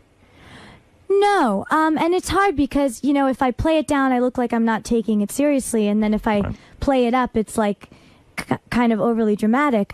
So it's a tough road with I'm trying to figure out how to talk about it. But really what happened was I was really heartbroken. It was a long time coming. I was really having trouble getting over this guy. We kept back and forth. Right. And I don't want to speak negatively about him, but he put me through the mill. He put me through the mill. I don't think he meant to, but he How do guys put you through the mill? He's quite a bit older than me. He's 39 now, and right. It just it's hard, and I'm still vulnerable. Like, I'm still not, even if Cass and I were to date or I was to date anyone, I'm not ready for a full-blown thing right now. But you were really in love with this guy. Yeah, we were. I was very in love, and we were on and off for 4 years. He was all I knew, really. So was he cheating on you? No, he wasn't cheating on me at all. It was never about other girls. We were very attracted. He wasn't giving you what you needed. Yeah, he had issues. I mean, after he kicked me out of my apartment, and then he kicked you out of your apartment. Our apartment. We lived together in Brooklyn. Right. And so then at that point, it was kind of like, I was sort of like, I'm such a romantic. Like, I will do anything for love. So I was just like, let's make it work. And we kept getting back together, and he kept getting afraid that it wasn't gonna work. The dynamic changes when you don't live together. It's harder to be as devoted when you're not living in the same space as the other person. It's easier to kind of bail out and, You should have called me. Because I always tell my kids, as soon as the guy's an asshole, if we were buddies like we are now, Howard, I would have, called you. I needed a shoulder to cry on. So you got so depressed, but you took herbs, right? Herbs. Yeah, what was it? I mean, it was stuff that can hurt herbs. you. Yeah. Right, the Trameal. Right. So what is Trameal? I don't even know what that is. It's a homeo. Look how you said you took. What do you put it under your tongue? Robin probably puts it in her ass. I don't know what is that Trameal. I don't know what that is. No. Yeah, it's a all natural. It's a homeopathic anti-inflammatory, actually. Oh. And I took it because I was really panicking and I was really upset, and it was around the holidays, and I was kind of like, shit, this is my first holiday without Jimmy in years, and how am I going to get through this? And I was not thinking clearly, and I know a lot of girls my age that don't think clearly and snort coke or do something like that. It just so happens that because of who my parents are. Yeah, right. If I have a meltdown and it becomes public, it looks like I'm like a freak, but I'm. Yeah, so you weren't. It's kind of normal, right? To have these freakouts when you're in your early 20s, right? Sure. So you weren't trying to kill yourself. Don't get watched while they're doing it. No, I mean, I had knives all over the. If I was trying to kill myself, you could have found a better way. I could have. Yeah, I mean, I'm not stupid. I didn't think that was gonna. I didn't think taking homeopathic anti-inflammatories was gonna kill me. But wait a minute, didn't like one of your friends? I hope it was. I wanted it to calm me down. Yeah, but didn't one of your friends get a little concerned and? Well, I was being dramatic. Listen, I'm a drama queen. I need to go into acting because I'm just really dramatic, and I say things and I go, oh, it's because I want to be like in some Shakespearean play. But I was very like, I want to die. I feel, and I felt like I didn't feel like life is spectacular at that time. I wasn't high on life, so I was being dramatic. So in other words, any normal kid, if I wanted to die, it's not like I ever cut myself. I didn't ever attempt to like hurt myself. Isn't this trauma meal a gateway drug to vitamin C? Trauma meal. Isn't trauma meal? meal. Do you know in college I took 50 vitamin C, but nobody cared about me. Nobody even brought me to the hospital. Well, they found the vitamins laying all around Vitamin the bed. C tastes so good. I love vitamin C. I think you make a good point that if you weren't the daughter of famous people, I don't think this would have been any big And you know what was the deal. biggest mistake? Is I called 911. I wasn't, you know what? I was embarrassed.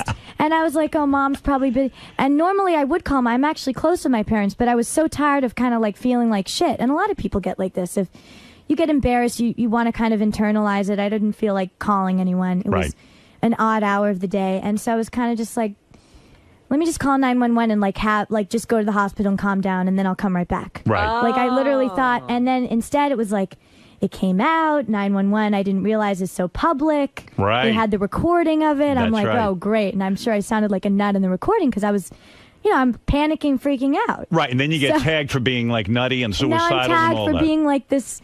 Yeah, right. Like this. When I'm actually a pretty upbeat, confident. Right. I'm a very confident, upbeat, cheery person. Cass, what's going on with you? Cass, say What's up, man? something. Hey guys. What's your story over there? Say It's early for me, man. Come on. What's with you? Yeah. What do you mean? What's So with you me? two What are do you- traveling around, doing the radio tour. We got a little radio tour coming up next week. You're yeah. hanging Yes. around all the time. Yeah. You're thrown into this thing together. A lot and of you're time in the studio. Yeah. Late hours. I'll be honest with you, Alexa. Yeah. I think you're extremely attractive. I don't see why this guy is Oh, not I thought you were all- talking to Kaz. I thought you were saying, I think he's extremely attractive. He's okay. I thought, oh, Howard, no. I don't get what's going on. You got a boyfriend now or not? Me? Yeah. No, I'm one. single. When's the last time you had any? 2 years. You haven't had any man meat in 2 years. I had an unsatisfying thing last year that I One choose night to stand? not count. One night stand? And then I was tortured by my ex early last year. So no, I'm due. I'm Right. due. You're due. I'm free. And this Guys. guy, Cass, isn't coming up with bacon, so to speak. Dude, what's You know with what? you? Oh, we'll come see in time. We're working together. Would you be jealous if you saw Cass dating another girl right now? Why don't you quiz him? Don't quiz me. Would you be jealous if you saw Alexa dating a guy? If I have a guy in mind He's for her gonna that I'm going to say introduce her no. to. Go bring. Who's way hotter than you. That's fine. Yeah. You don't care. It's not going to bother you. It's not going to bother me too much. No. Not too much. No. No. You're not going to be jealous if I introduce her to a great guy and he's slamming her every fucking night right after the Cool. whatever. That's cool. I'm fine with it. You're fine with it? Yeah. Well, then forget this guy. All right. Forget That's me. it. I'm done. You're playing it too cool, pal. All right. I'm playing it too cool. You know what? It's. We work really closely together, and it would. This guy I introduced We've Alexa had to. What if, discussions about it. I need to do my thing right now. what if he's slamming her right in front of you? Slamming. I That's love right. slamming. You're in the room You just watching. say slamming That's over right. and over again, trying to Slamming. get it in my head. I get it. I know what you're doing. I don't know. I don't get it. I don't know what's going on. Okay. He wants to change subjects. Right. It's all good. All right. So now you have a new song out. Yes. There's a video. I was on your website. I saw the video. It's cute, right? Yeah, cute, sexy new video. You feel like, in a way, you got to put it out there a little bit, show a little titty, show a little bit of, you know. I mean, come on. I'm demure next to the other girls. You got Lady Gaga coming out in her underpants. Yeah, I mean, I was never in my underpants for the video. Yes, you are. You're sitting on a guy's lap in a thong. What am I looking at? I see you in a thong on a guy's lap. Am I it's right or just am I wrong? Cass. Oh, is that Cass? As he yeah, said, it's Cass. he's gone. He's done. He's just like a, When you made the video, did No. you bone up, Cass? When she sat on your lap in the thong? No, we kept it pretty asexual. You didn't bone up? No. Wow. That's good. Wow, that's pretty good. That's Thank you. something else. All You right. got into it on the bed scene. The bed scene was fun. Yeah, that was. What, he boned up? You felt it? I don't think he boned up. I Right. think it was. You think he... It was done in one take. I'll put it to you that. You It felt was- him poking you? One take, Charlie. He slapped my ass at the end of it. Is that right? Yeah, that didn't make the cut. Thank God. All right. Now, listen, let's hear some of the new song. Yes. Our guest today is Alexa Ray Joel and her guitar player, Cass Dillon. And this song is Notice Me. Now, what is this Notice about? Me. Is this about your mother and father don't notice you enough? No, it's Are just you screaming about... for attention here? No. No. If you try and you get too desperate for attention, it doesn't work. You have to kind of just let people be intrigued.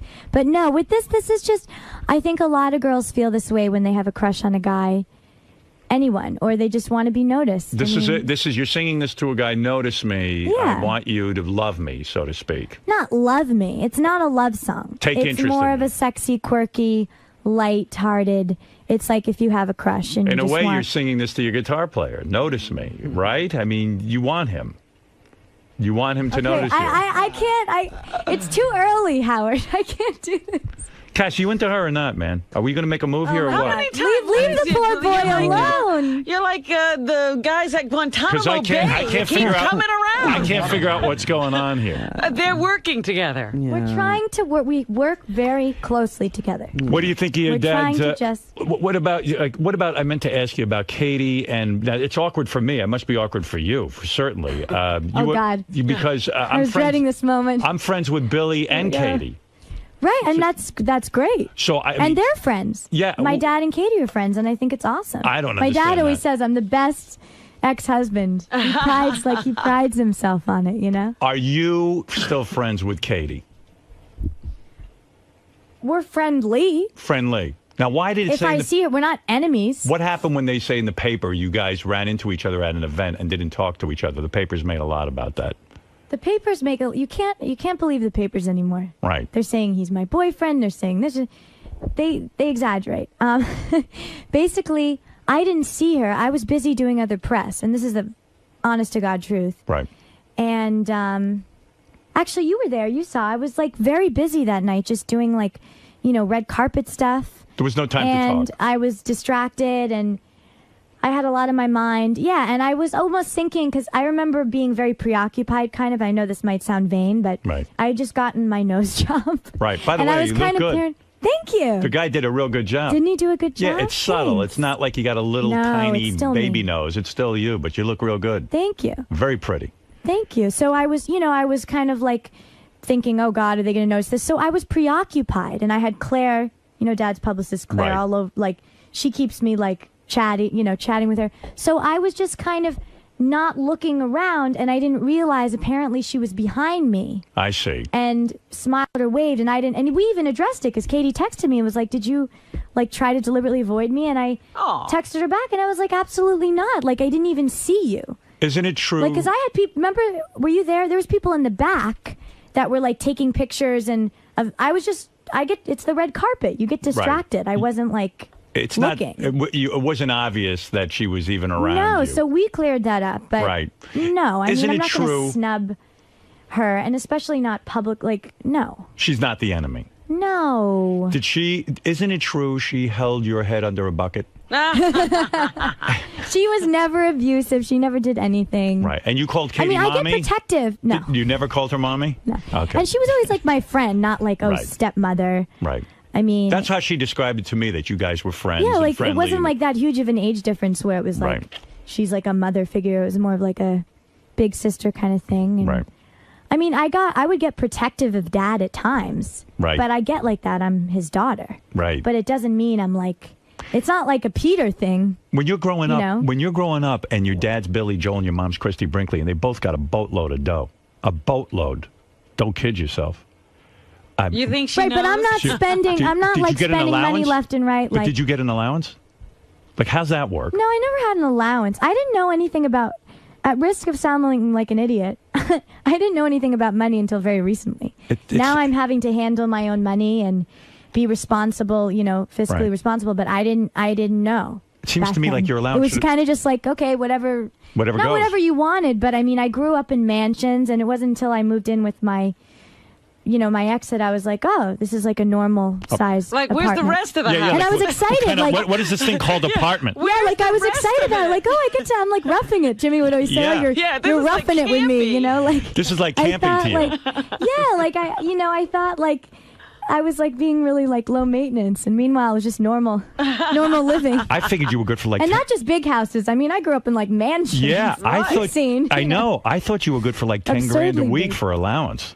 Like. That's an allowance? Like, what was your first car? What? Oh, How come old were you? on. How old were you when you got No, your I'm first really car? not that material. I don't even I don't even shop that much, right? Well, first cars, she won't drive at all. You don't have a license? With, Did you ever get a driver's Bring license? that up. Now he's not shy. Now that he's not, when the subject turns off of him, Do you have a driver's license? he volunteers. I don't drive. So you don't have a license.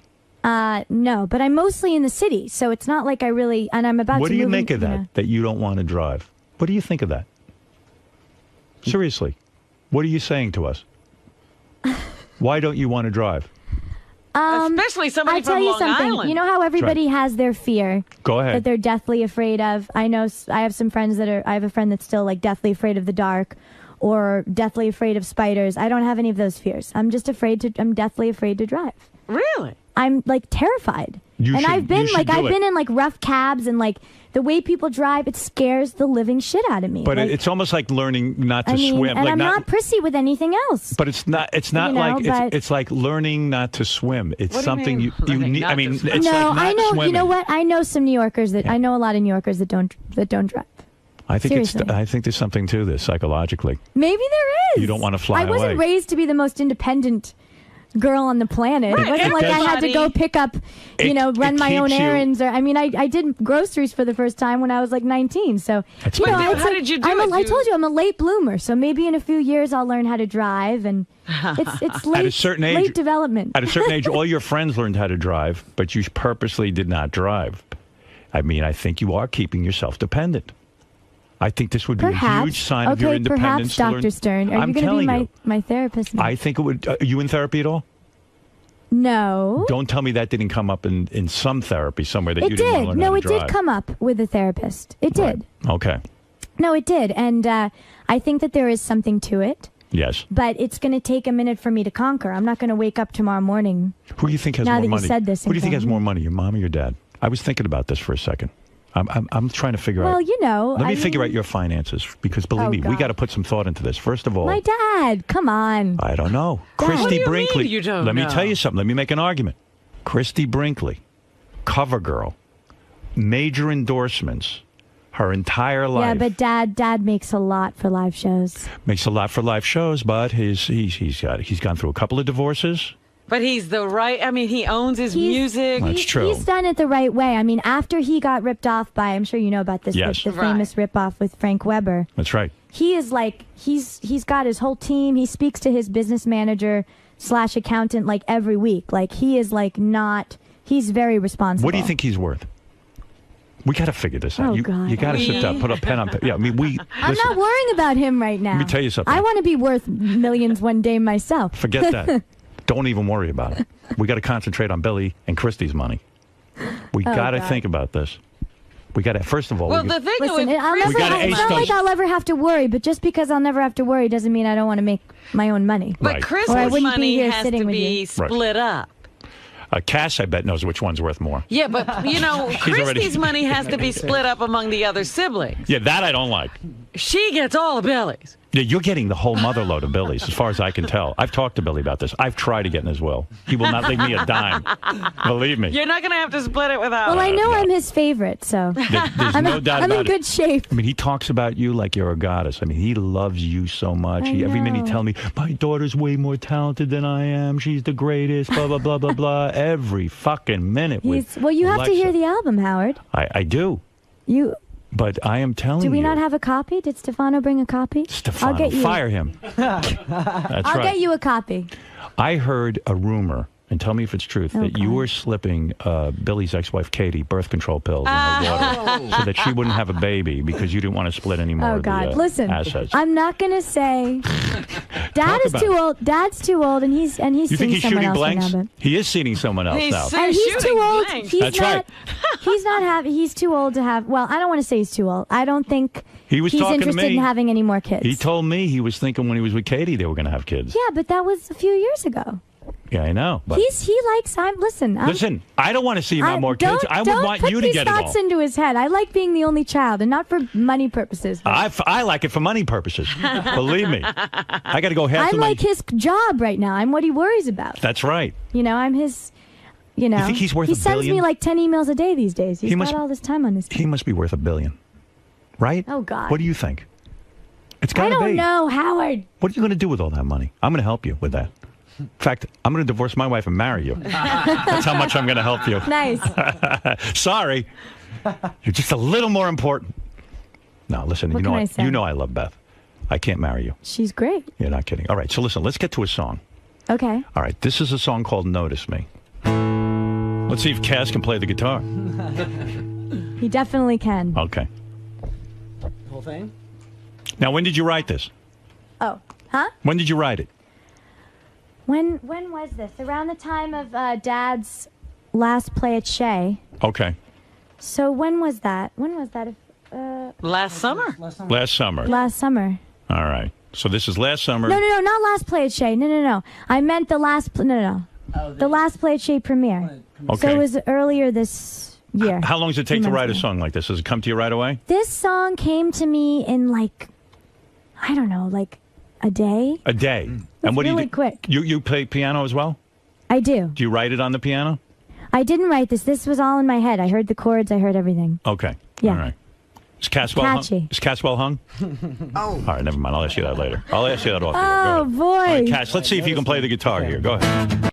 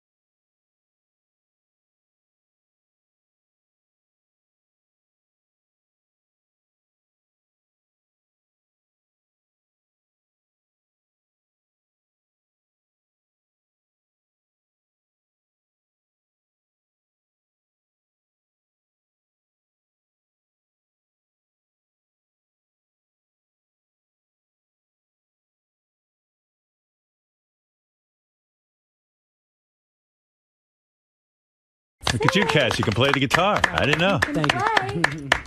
Very nice. Show off. Notice Me.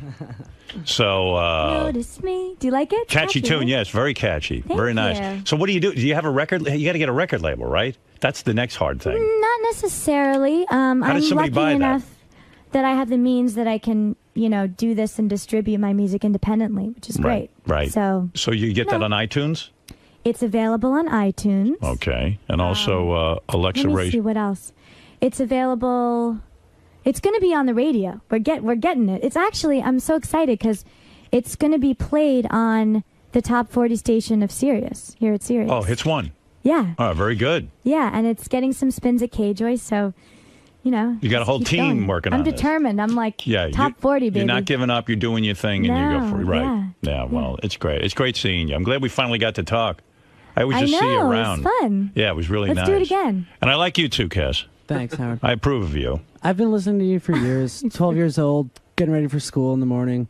Your putting parents on let you Howard listen Stern. to this shit? No, I had to sneak it. I had to. Yeah, how to I sneak it snuck on. it too. When I would watch, you know, your televised show. Yeah, you snuck. Your parents would not have approved, Late I don't at think. No. You know, my mom.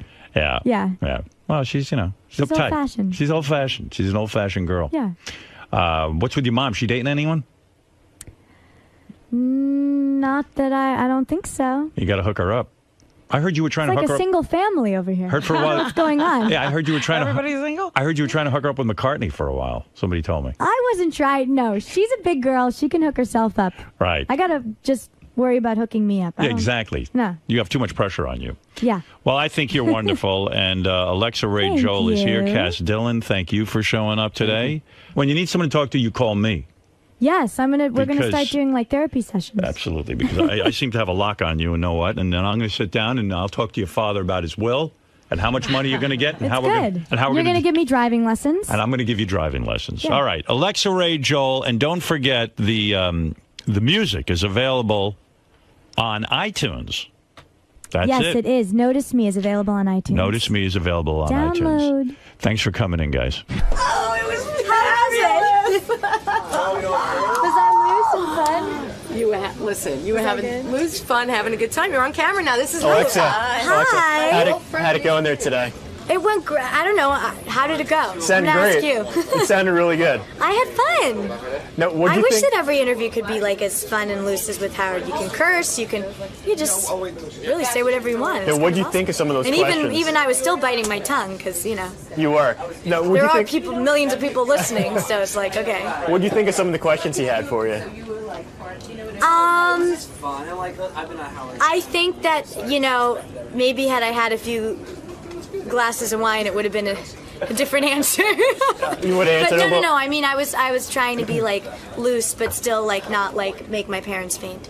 So I was trying to walk the line. You think you did okay with that? With I don't know. answering Did I them? do it? I hope so. You I don't think so. I want to hear the interview. Awesome. All right. So you had a good time today, then, right? I did. I want to come back. I'm Awesome. a fan of Howard. So. All right. Well, we'll see you next time. Thank.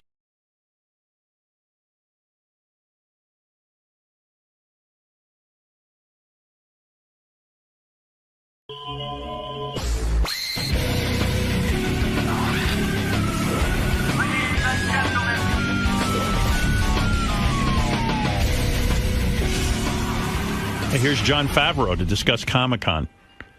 Jon Favreau, you might remember, directed a little film called Iron Man. Yes. And Iron Man 2. Excellent. By the way, John, speaking of Iron Man, so I bought this new TV set, so I was checking it out, man. I put in Iron Man. I had Ralph over, and we were watching Iron Man for like the 9 millionth time, the first one. And it was just so good all over again, because we were just checking out to see what the picture would look Right. like. And then all of a sudden, then within an hour, we were watching the whole thing. You couldn't stop watching. No.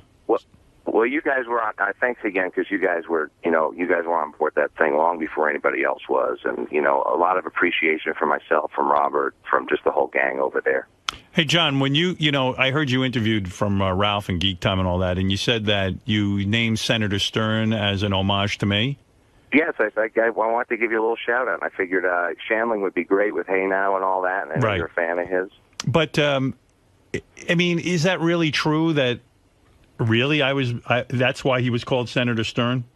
Yeah, yeah, exactly. It's not in the comic books. It's something. They said, what name should we put on the nameplate? And I said Stern. I figured your fans would pick up on that, and you guys have, I know you really went out of your way to say such nice things about the first one, so I thought you'd get a kick out of that. Out of all the comics I think of that I followed as a kid, Iron Man being one of them, that was the last one I think would make a good movie. Oh, but it's a great movie. Yeah, John did a good job. I don't think that was an easy movie to make. I don't think that was easy to make Superman's easy. Batman, even to an extent, is easy. Mm-hmm. Iron Man isn't that well known, and Tony Stark was sort of a weird character to define. You're better off sometimes with a property where people don't have expectations, and then Robert Downey playing Tony Stark, a lot of the emphasis was on when he's in his normal life. And just with Robert Downey's history and the way we talked about him portraying the character really felt like it matched up with his life experience in a lot of weird ways, and I think that's what really made it special. And of course, CGI has come so far that you can actually show what Iron Man could do for the first time. Yeah, it's pretty great. Really great. You doing a third one? I don't know. We're supposed to, but they're doing the Avengers and they're doing Thor and Captain America. And I'm working on a movie called Cowboys and Aliens right now. I'm actually in New Mexico filming, and that's why Harrison Ford was at Comic-Con. I just flew back, and it was right before our panel that guy got stabbed. Wow. Yeah, did you see the stabbing? No, we were about to go on stage, and they said, wait a minute, somebody got stabbed. And first we didn't know what it was. There was a big buzz in the green room. And, at Comic-Con, people are walking around with broadswords. You didn't know what it was. Right. It turned out it was a guy got poked in the cheek with a pen, and they had to shut everything down while the police came in and took reports, and they carted the guy out. But you got the report right. They were fighting over a seat, is what I heard. To see Harrison Ford in the Star Wars cast? It's not Star Wars, man. I brought him out there. He's working on Cowboys and Aliens now with me. So it was for Cowboys and Aliens, like a way of introducing the What is Cowboys and Aliens? Cowboys and Aliens is based on an obscure graphic novel that's it takes place in the Old West in the 1875. It stars Daniel Craig and Harrison Ford, as well as Olivia Wilde, Sam Rockwell, a wonderful ensemble of actors, and a bunch of aliens invade, and the Cowboys and Indians have to get together to fight off the aliens. So the Cowboys and Indians unite against the aliens. That's right. Oh, I love it. I would watch that. I love cowboy films, and I love the idea of them being futuristic and fighting off aliens. Well, look. How advanced are the aliens? It's pretty advanced. I'd say at the level of like Predator, maybe a little bit further. So how can Cowboys and Indians? Yeah, how are the Cowboys fighting? What weapons? Advanced aliens. All they have is bows and arrows and like elementary pistols. Old shotguns. Yeah. Well, if you look at the first image we released, you could see Daniel Craig wearing a wrist blaster, and it turns out that he was captured. He was abducted, and he's lost his memory, and now he finds himself with a weapon on his arm. And so he, everybody gathers together, and because he has this alien technology, he's able to lead the Indians and Cowboys into battle. How many aliens is he battling? Right now, there's they've been abducting people, and there's a ship that they are looking for that he came out of. So it's really it's not like Independence Day where you have, that level of an invasion. It's more like a smaller force that's sent to to abduct people. What do the aliens want? Here they are, such an advanced civilization. What do they want? And why are all these advanced civilizations so angry? Yeah, why are they always coming to Earth and attacking? I don't know. It always seems strange. I've been looking up the real what happens on real accounts, and they always seem to want to just sort of take you and stick things in your ass and probe you. In your bed. But what do in your movie? What do they? Yeah. Yeah, if I flew that far, I don't think that's what I'd be doing. I don't know if that makes sense. So, but that is what most people report, that they sort of either dissect you or study you. In our movie, they're here to just, take our resources, and also we try to draw upon all of the legends of what happens when aliens come. They abduct people, they take them, and part of what's happening in the film as it's unfolding is they realize that they're not only are they destroying things, but they're taking people away and taking our resources as well. Wow. All right. Well, that makes sense. If they want the resources, that I get. That's a reasonable thing. Yeah. Why are all you would know this? Why are all these aliens? They come and they abduct us, and they're obsessed with our asses. Why the ass? What is it about the ass they love so much? I don't know. Maybe that unlocks the secrets of the human race. Maybe it starts to advance. They're sticking probes in our ass, and I'm like, God, it's so barbaric.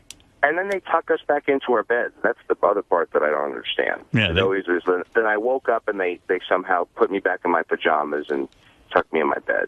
That's the end of every story. So in your movie, the battle against the aliens really hinges upon getting some of their technology and fighting back with it. Yeah, and also bringing, it's the classic story, because it's also a Western very much. So if you look at the Magnificent Seven or Seven Samurai or any of those stories, it's about pulling together a group of weaker people to face evil. And for a mashup of two genres like a Western and an alien movie to work, you have to stay true to both. You going to 3D this? No, I made the big announcement at Comic-Con that we're going 2D. We're only, it's right now it's a mandate. I don't know if you've noticed, but it's a mandate from all the studios that you have to go 3D now. That's what I was saying, that everything. We were talking about Step Up. A dance movie's going to be 3D. Can I say Harry something? Potter's going to be 3D. I hope you don't make this Space Cowboys and Aliens movie in 3D. I am just so done with it. It was fun for Avatar. I got a kick out of it. I do not want to see movies in 3D. I haven't seen another 3D movie. Me neither. Yeah, well, we as I said, we made the announcement that we're not going 3D, that we're 2D. And that we're the only big movie next summer that's 2D. Everything else, all the, every big studio release, whether it's Pirates or the Marvel films or Harry Potter, it's Transformers, they're all 3D. What did the studio say when you told them you do? I mean, you've got enough clout now. I guess you can buck the studio. So were they pissed at you? No, I mean, look, they were offering, Universal was very generous in offering the money for us to do it, whether shooting it in 3D or converting. But we felt, you have to either convert, which is, I haven't seen it done well yet, or shoot in 3D, which means you have to shoot on digital video. And for a Western, I didn't want to shoot it on video. And you're charging more money. So what you're saying is you're basically giving up the box office. You're not going to be one of the top movies of the summer. But I felt to get to do a Western in a film like this, I wanted to feel classic, and I didn't think it really needed to be 3D after shooting a few days of tests. And Steven Spielberg's an executive producer. He recommended that I not do it in 3D after we had been going back and forth a lot. So that's where we landed. Well, look at you, man. This is A-list kind of work, man. Did you ever think you'd be getting Harrison Ford and Spielberg? Look at you. I didn't think it, and I have a lot to thank of course, to the success of Iron Man, and you were the first guys who were really supportive. What are they paying you on this film? Now you're making some major dough. You got an office on the lot yet? Yeah, I mean, come on. What do you got going on? I'm out in New Mexico. They're paying me in serious stock, so I'm excited. Oh, you're like me too. You'll never get back. Yeah. Would you ever put Mel Gibson in a movie now, or is he untouchable?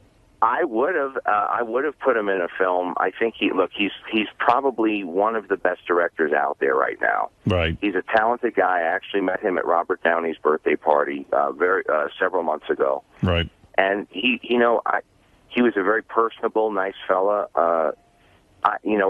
It's kind of, I think that it's more testament to our times that all of these tapes come out, and I know in all of our worst hours, I don't know if it's on the scale of that, but it's just to have that stuff out there.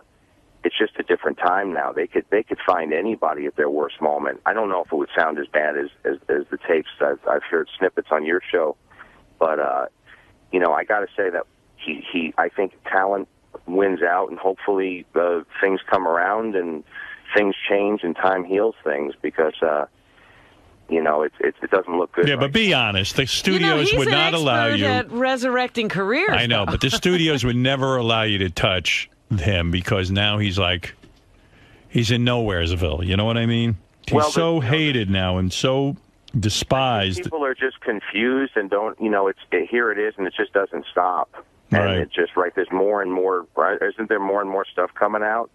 Yep. Hey, yeah. Confirm this for me, John. People started crying when you introduced Harrison Ford at the Comic-Con? When Harrison Ford never comes out and does this type of stuff, and I said to him it was so important because nobody knows about this project, and he's so beloved there, and he said he's doing such a great job on the film. I got him to come out, and we did a big joke that I was going to, he never does those things, and he said if I come out, you're going to have to drag me out in handcuffs. And we got handcuffs from the prop man on the set. We flew out there, and he came out on stage. And I'm telling you, I'm not exaggerating. For 5 minutes, it was a standing ovation for the guy. And people were crying. What is that, Gary? I have breaking news. It's so funny. You just started talking about Mel Gibson. I just got the note. The next Mel tape will be available in 3 minutes. Oh, dear. Hey, John, we don't mean to bump you, but Mel Gibson tapes are here. I understand. Yeah. Well, if he doesn't work again, you could claim some of the credit. Yeah, there you go. A lot of airtime. John, have you ever? This is Gary. You were saying that I know who it is. Everyone can be caught at their worst, but have you ever been that angry to anybody and said those things to anyone? I haven't. Not that, but clearly the guy's got, he's owned up to having certain alcohol problems and things, and I don't know. I mean, I can't look. I'm just saying I'm not in a position to judge anybody. Wow, he is. You know what? He is. He's a Hollywood guy. I tell you what.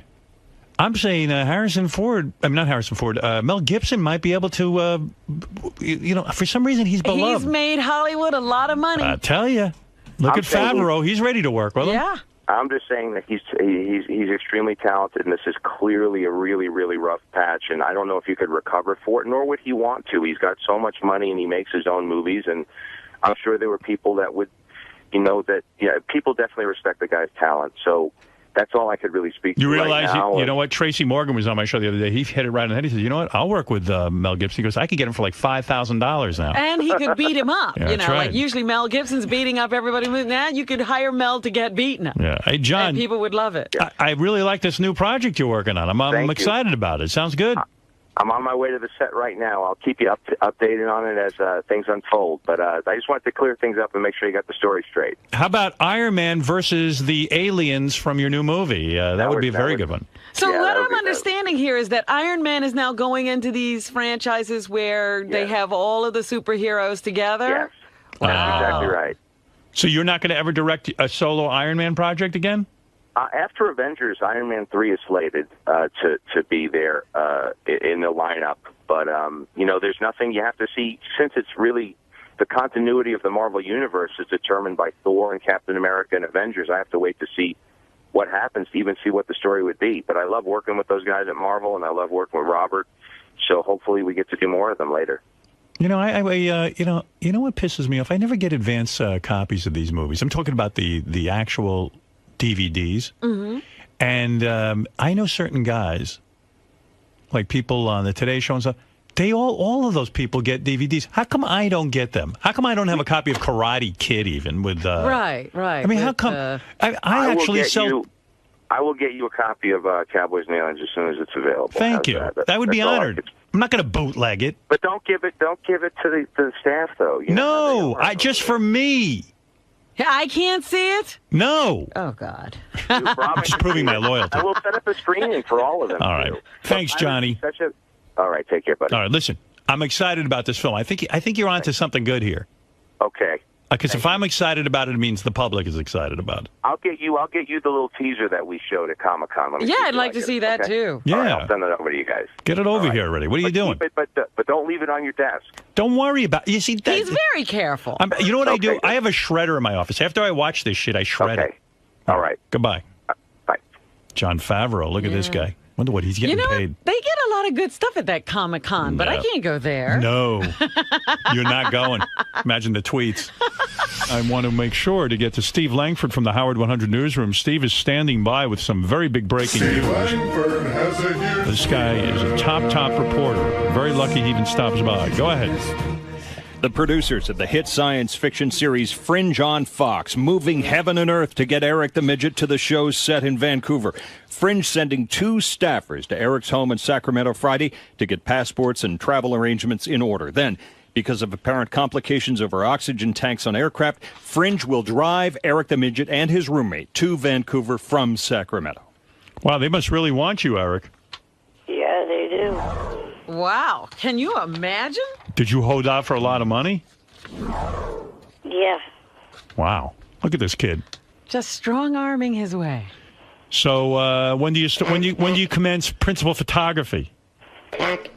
On Thursday and Friday. Of this week? Yes. And they're flying you there and providing all kinds of... Hello, do you listen to what Steve says? Not really, no. So I meant to say, they're driving you there, and they're driving you with oxygen tanks and things, and anything you might need medically. Right. Wow. Wow. How long a trip is that? About 15 hours. Pretty pathetic that you don't even listen to your own reporter. Listen, I've been on the air for 5 hours.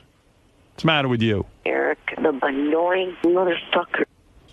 Does Eric have a work visa? Life.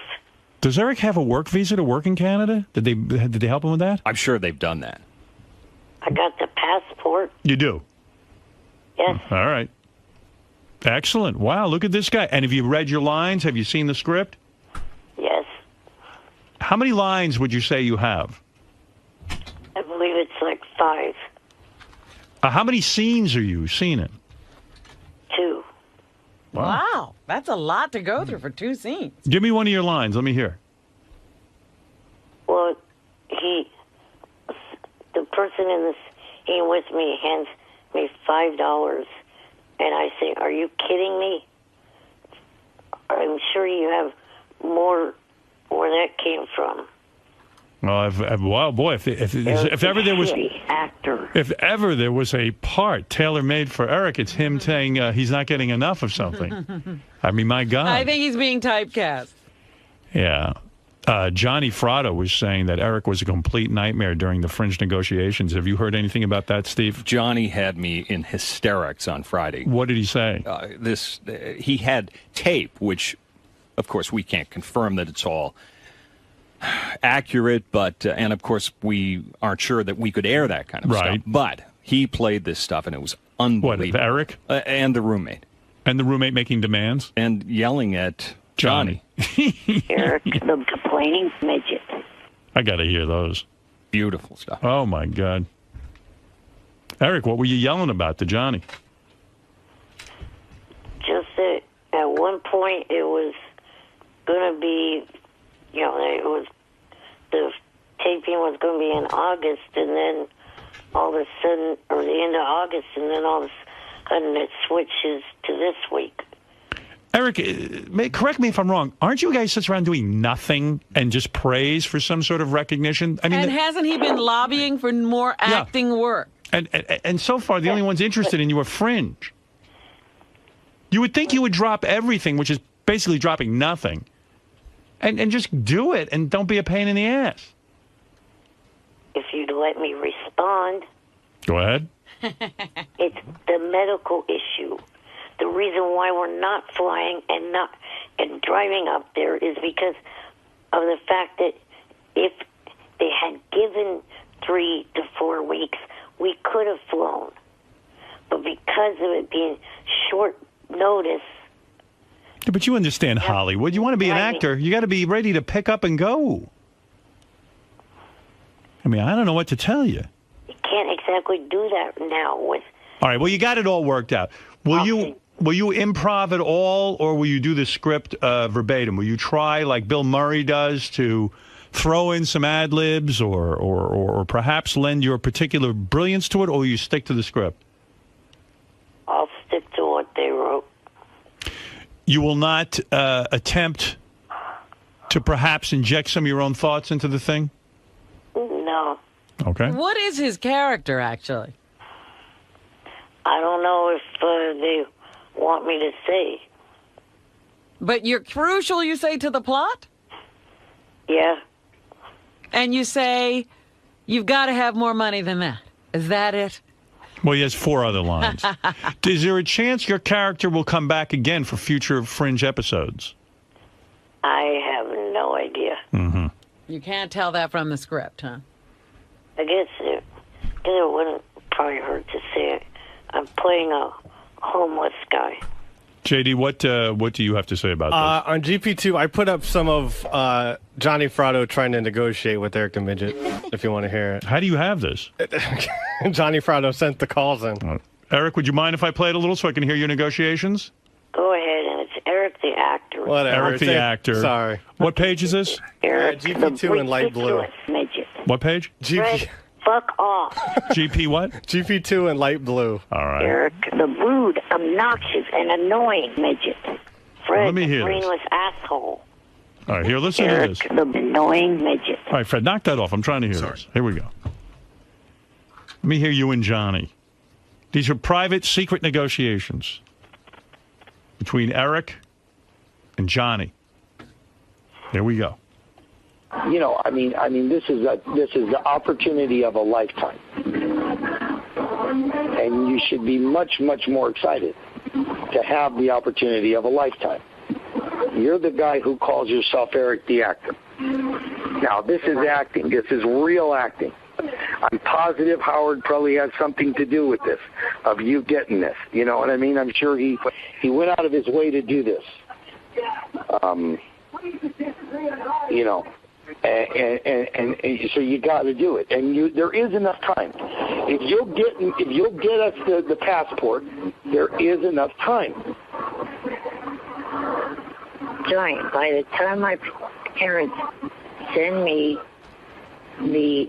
either the original or the copy, whatever, of the birth certificate, will be possibly at the least Friday. And then the place. Poor Johnny. I mean, like, it's his problem. You want to be an actor. I mean, it's unbelievable. I got to hear the rest of this. But the better stuff is the roommate yelling at Johnny. Oh. It's unbelievable. To get the... No. I don't know the roommate. Poor Johnny. Why is the roommate screaming at Johnny? Yeah, how come your roommate's... Well, whatever. Well, Eric, okay. Well, congratulations on getting this work. Can't wait to see the finished product. Yeah, we can't wait. I also want to hear about, you on the set, the whole thing. Yeah, who's going to be there? Are you going to go with him so we can hear about what happens on the set? I need eyes on this whole thing. You know what I mean? Well, if Eric wanted us to be there, we would be there. Of course he wants you there. I mean, don't you want the publicity, Eric, of your episode being taped? Someone needs to be there from the beginning. Howard TV needs to be there. We need to see Everyone needs to be there. We need to fly in at least 50, 60 people. Hey, Howard? Yeah. I don't know what we can and can't play, but if you go to Gary page 1, I have the roommate yelling at Johnny. Well, if the roommate says it's okay, I'd like to ask first. Hey, where's your roommate, Eric? Asleep. Ask him wake him up and ask him if we can play this. He's in the other room. So what? Wheel over there. No, not doing it. Why? Just because I don't want to. I've been pulled from the project, Howard. I mean, really. The guy does nothing for you. It's true. Gary, shut the fuck up. You're in this show because of Howard. Howard asked you to do it. How many times does Howard say, can you do me a favor? And you're like, no. Gary's got a point, Eric. Eric, the stupid bitch. I'm hooked up to my damn oxygen. I don't want to... So unhook for a few minutes. Well, how would you get him if you needed him right now? Can't you hold your breath and go over there and get him? He must have some way of alerting this guy. Yeah. Eric, the complaining whackpacker. If it was an emergency, how would you get in touch with this guy? Do you have a buzzer? Like one of those things you wear around your neck? A bell. What do you have? How do you get in touch with your man there? If you need him. I just don't feel like doing that. How do you do it, though? How would you get in touch with him? Howard, here's a perfect example. This is what I know. And Eric, if I'm off, let me know. If you have to take a shit, right, the guy has to help you, right? So if you had to take a shit right now, what would you do? Take myself. He'd probably just shit his pants and let the guy clean it up I afterwards. would not. What is he there to do for you? What do you need him for? He's there in case Eric has a medical emergency. There's got to be a way to get in touch with the guy. Seriously, what's the protocol? How do you get in touch with this guy? I guess go into his room or something. I don't... Oh, come on, Eric. There's got to be something else, because if you couldn't get there, you'd have to get his attention. Right. I didn't know you were on an oxygen tank full time now. Just when I sleep. Oh. Well, you're awake now. Why don't you unhook?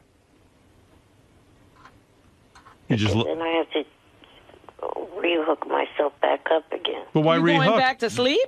Didn't you sleep enough? No. Yeah, I only slept about 3.5 hours before calling this show. It's Again, Eric, I ask you, how often does Howard ask you to do him a favor? I'm sure he doesn't want to be woken up for this anyway. Are you afraid of him?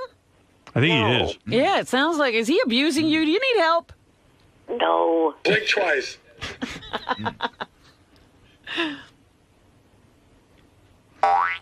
If you Well, forget it. Should be able to go a couple of minutes without his oxygen tank. And I think he unhook. can. He just doesn't want to. Yeah.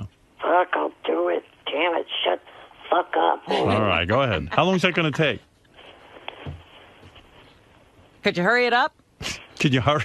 Robin, can you shut the fuck up? Stop arguing. Go get him. In all this time, he could have already had the answer. I know. Arguing. All right, give him a minute. God knows what goes on over there. With that oxygen tank. Oops. Oops. I think he just... Are you there? Are you all right, Eric? Yes, I climbed. Sound like you fell over. What? I climbed into my chair. Oh, okay. All right, take it easy. I didn't realize you were in the bed. Ask him if it's okay if we play him arguing with Johnny Fratto. What's going on now? Are you on your way? Yeah. What are you doing? He's wheeling. Oh. Getting to... They want to know, Jan, if it's okay if they play the arguments between you and Johnny. You yelling at Johnny. Yes.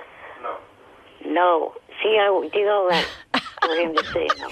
Why no? Ask him why. Ask him why. What's the big You deal? want to know why? Because he said so. Yeah, but tell him like, hey man, we're like, we got him. We got. Get off of it. He doesn't. But we got you acting work, man. Bye. And he's getting a free trip. What? Whoa. Are you hanging up on us? Yeah, that Oh, my God. ungrateful. You got to go down and cover and see what goes on that set. What is it, JD? His roommate's a bigger pain in the ass, just about as big as pain in the ass as him. If you listen to the tapes, he thinks like this whole thing is a conspiracy theory. It's To what? What are we doing to Eric What am I now? doing? He thinks that that this was they set the shooting date so close, and that Eric wouldn't have a chance to make it out there. Therefore, whenever Eric said he couldn't make it, oh please, it was another reason. It's The a whole people- thing. What? I don't even know what Couple they're of saying. nutcases over there. All right. Really? Good. All right. Well, I don't know that guy, so I don't either. I was trying to get to know him, but he hung up.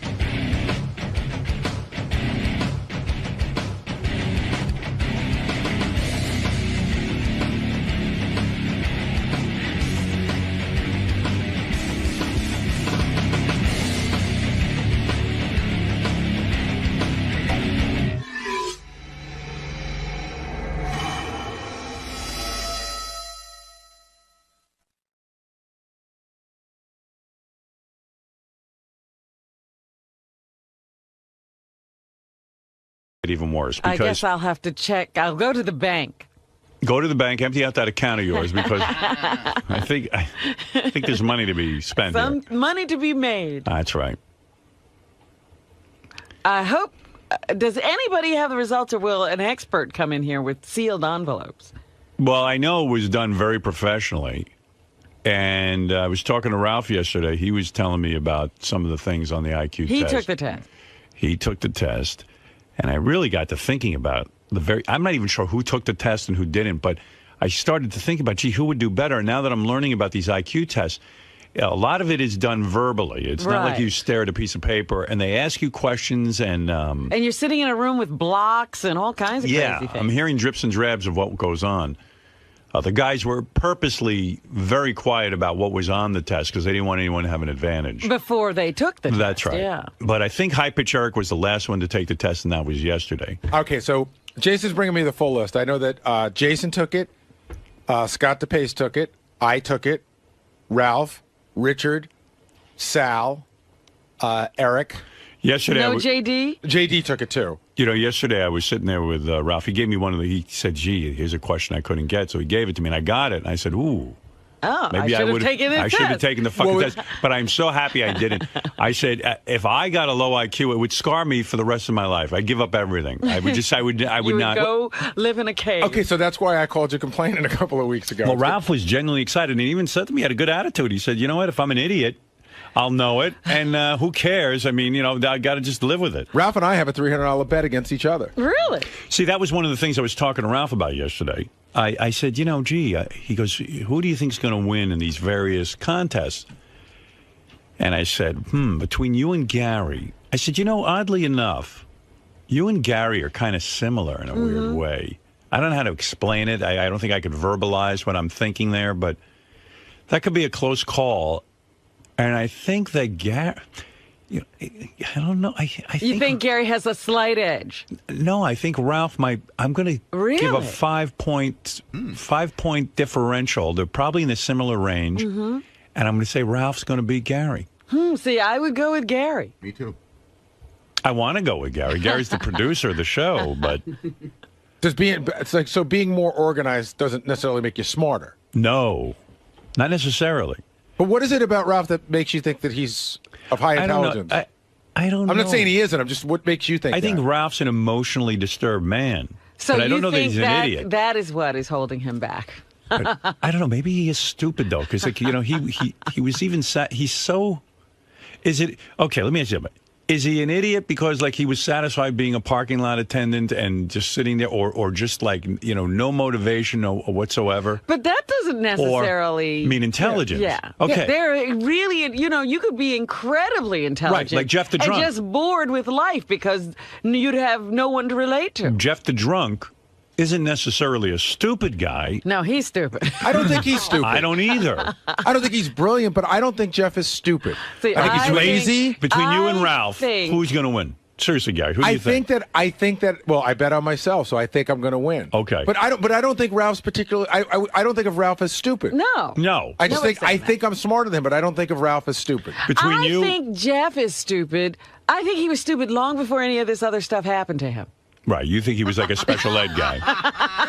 Who do you think's going to win in the big matchup between you and DePace? Well, I don't know.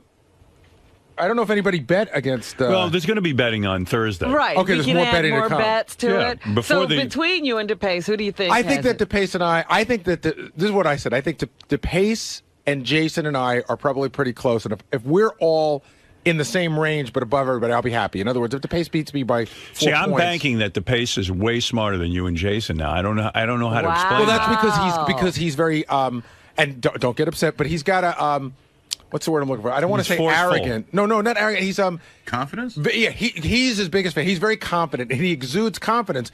But And a lot of that what is they idiotic. say about that? That doesn't always People who are stupid are confident that they're not. Right. In other words, Yeah, he doesn't even question himself. You think he's the smartest guy in the room because he'll tell you that every day. Right. But that doesn't make him the smartest. But I think he's a smart guy. Yeah.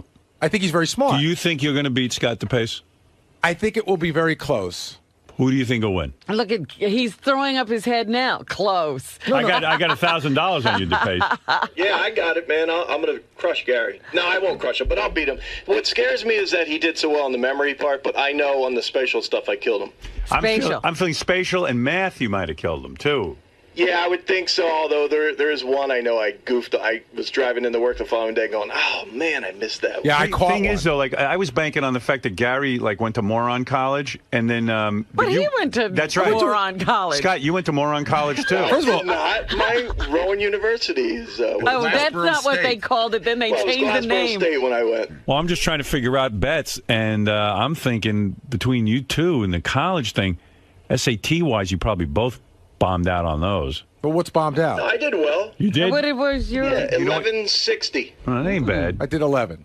I think I got $1,000 out of Robin on this one. Well, you didn't bet on me. I still. You have bets, but they're not on me. You have bets. That's right. We're with Jason and DePace. You bet $500. Oh, okay. Hey, Jason, what'd you get on your SATs? Jason is a bright kid. He's very smart. 1240. 1240? Oh, fuck, I'm fucked. I think he's smoking everybody. Yeah, I think Jason Fucked. might end up being. I think. Fucked. What college did you go to? He went to Rutgers, Yeah, I think right? he went to Rutgers. That's a state school. What college you go to? Rutgers? Rutgers, yeah. You got in? Did you get a scholarship or something like that? No scholarship. I double majored. I graduated with 2 majors. Double major. Yeah, but what was your major? History and communications. Yeah, that's for idiots. Well, I still did it. Still got to do the work. Nah. Communications is no work. What's your major, Howard? Is it communications? Communications. I was summa cum laude, whatever it is. Whatever the second one is. Magna cum laude? So was I. Yeah, exactly. For moron college. Communications. I sit there and study television shows. I graduated with a 3.79. Yeah. Well, you're saying that like you're a fucking genius. Yeah, but it's communications. Communications is bullshit. It's not bullshit. What? There were a lot. Listen, there's other courses I had you have a to test take. on what's in TV I had to Guide. take business classes. No, listen, I didn't have that test. I had to take business classes. I had to take math Let's be classes. honest about it. I had one of those classes where you got to go watch movies and then talk about too. it. Yeah. I watched Ingmar Bergman films and interpret them. And guess what? With Ingmar Bergman, there's no right answer. It's all right. All those guys are full of shit. We watched Jaws and then talked about the parallels to the Cuban Missile Crisis and all this other bullshit. Yeah, it's all horseshit. You know what, Jason? I think I got a losing bet between you and DePace. If you scored a 1240 on those fucking SATs, that's impressive. Thanks. I think that's the closest thing to measuring IQ between you and me. No, it's not. Absolutely. No, it's not. Absolutely. It actually isn't, Howard, because having taken the test, Gary, it's not. You're wrong. No, you're wrong because you didn't take the test. Did you just tell me I'm wrong? You didn't take the test. Wait a second. Hold it a second. My ears hurt. What is that? You know what? I'm going to go What out on did a you say? limb and I'm going to get bitch slapped. All right. You may be incorrect because you didn't No, take the I'm not. IQ test. That's the only reason why I'm saying I've done both. No, You haven't I'm done both. telling you. I've taken an IQ test. I know my IQ. There's no spatial questions on the SATs. SAT is a measurement of what you've already learned. Gary, whereas the IQ is what you can learn. What I'm saying is it's the closest measurement we have to an IQ. In other words, it measures intelligence. Yes, it's about some things you've learned, but most of it is using logic, especially the math. You know, there are people who can look at a problem.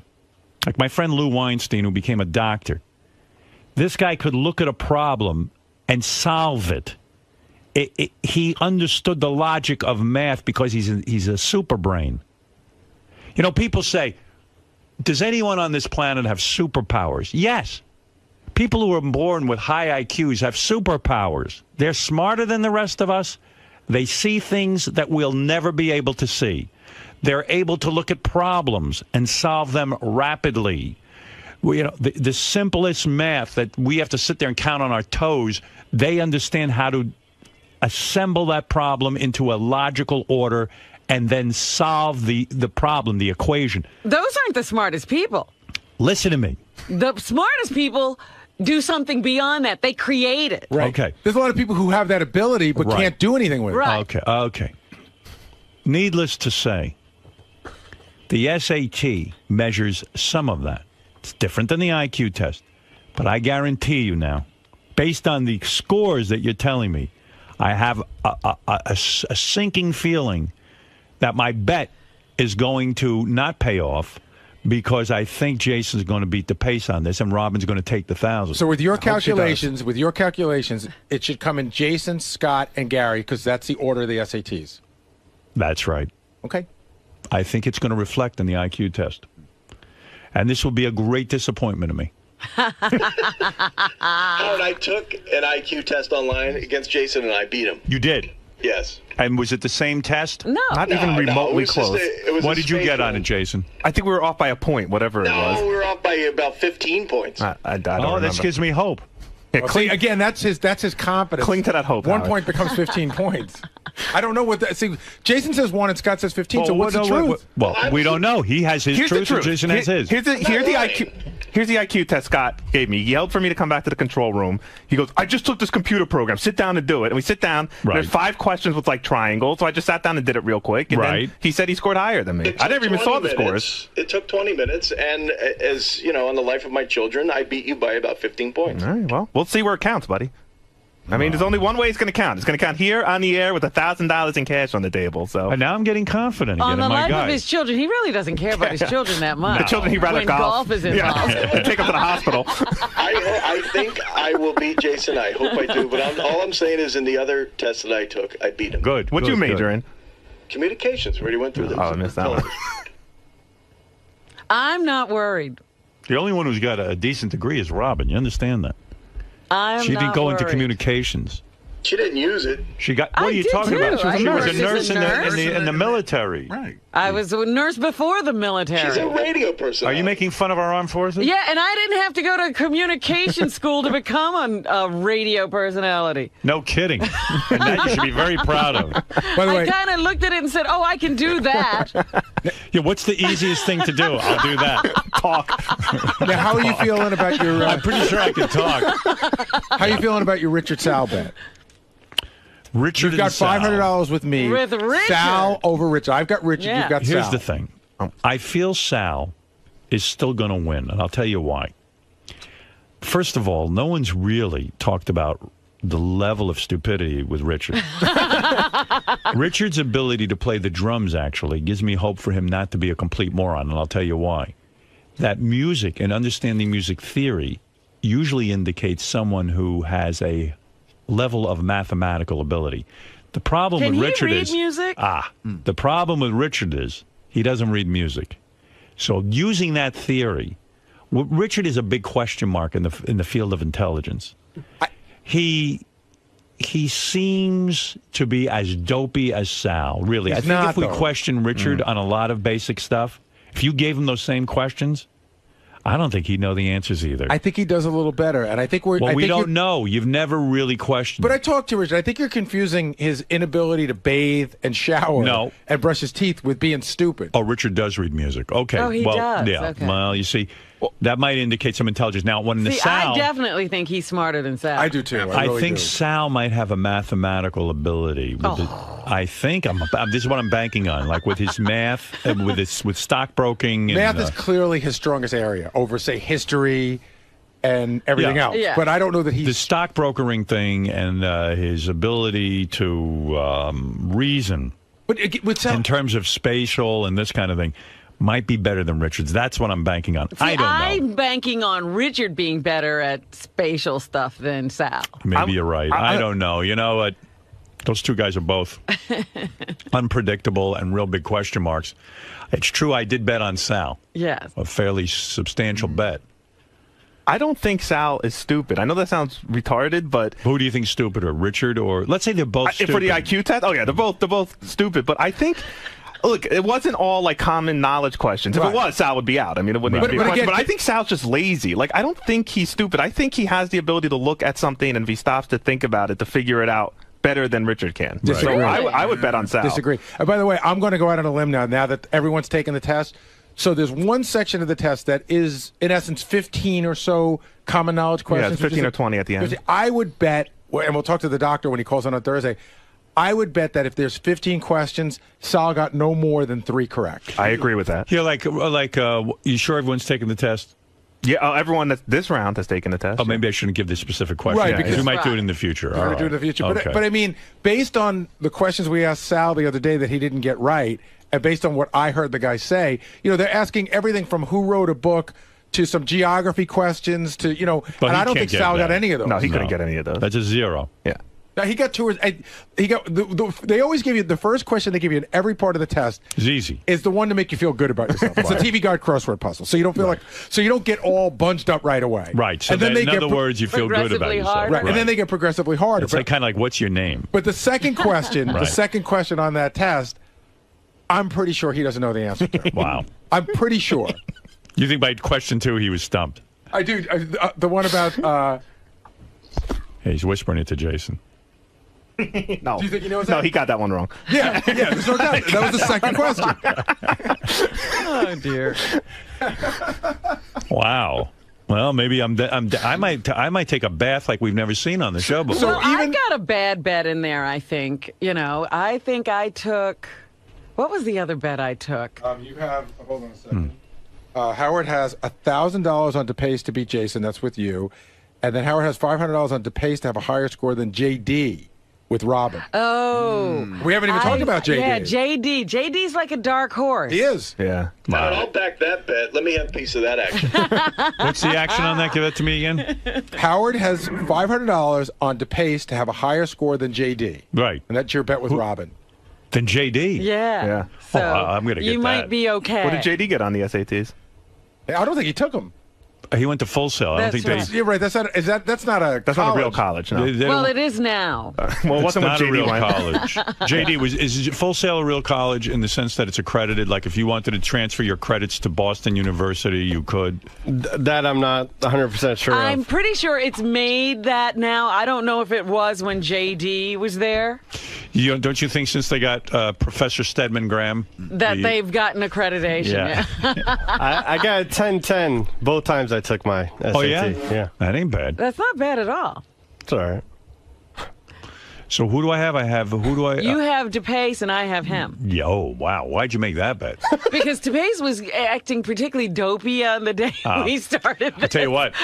If you let me out of... What's the big bet that you and I have? The $1,000 between Jason and Scott. I might take that now. I'm hearing that he beat him on the IQ test the other day. Yeah, but that was one aspect of the thing. And that's all something right, if you let me out of that bet, I'll let you out of your JD bet. You now don't want to bet? Well, I want to rethink all my bets for Thursday. So. All right, then let's cancel all bets. Okay, good. And we will rethink and reconvene, and we'll do all our betting on Thursday. That's a little goofy. You guys made bets. Well, wait a second. I'm letting her out of her JD. Well, we're going to make new bets. I know, but now you're going to make new bets based on information. I don't know if I should be complimented or not. Fuck you, Gary. I mean, why is Gary the police? Who are you? The whole fun of this was that you bet on this before Whoa. I'm not talking. The bet is between me and Robin. We can't negotiate our own bets. Well, what are you? What are you, the house? He's the casino. Yeah. He's the casino. You're fucking nuts. You've gotten crazy in the last 2 days. Fucking Gary. Oh, that's not good. You make bets. I go, well, okay, so we want to undo our bet. If Robin said to me, no, I don't want to do that, then we'd be sticking. Then I'm sticking. I just think it's funny that you're going to undo your bets after you've heard everybody talk about how they did on something. We don't know any facts. You only think how you did. You don't know. I know the same things I knew 2 weeks ago. Fucking dick. I'm not necessarily upset with my bet, but if it's on the table to reconsider, I'll take it. Gary's like the pit bull. I mean, listen to him. Hold it now. I mean, who is this guy? How did he get in my life? Oh my God! $1,000 is a lot of money, Gary. I'm talking to Robin. I'm saying, hey, I got to bet with you on one thing that maybe you're not so confident in. I'm not so confident in mine. All right. Let's take some time. If you want out, I'll take out, and then we'll go and we'll rethink this thing. Because I was sitting there going, I'm probably safe on the 1,000, but I'm probably losing 500. Yeah. Calm down. It could be an upset. And I'm not so sure that I want to not bet on you, JD. I just want to think about it a little longer. Okay. I mean, true, you'd be still 500 ahead if everything pans out, but who knows? And I guess we're going to be, like there's some really iffy bets there where you got High Pitch and Jeff the Drunk. I might want to go heavy betting on like High Pitch or Jeff the Drunk. Mm-hmm. So good. All right. We're in agreement. All right. We're starting over on Thursday. Yeah. All right, JD. Thank you.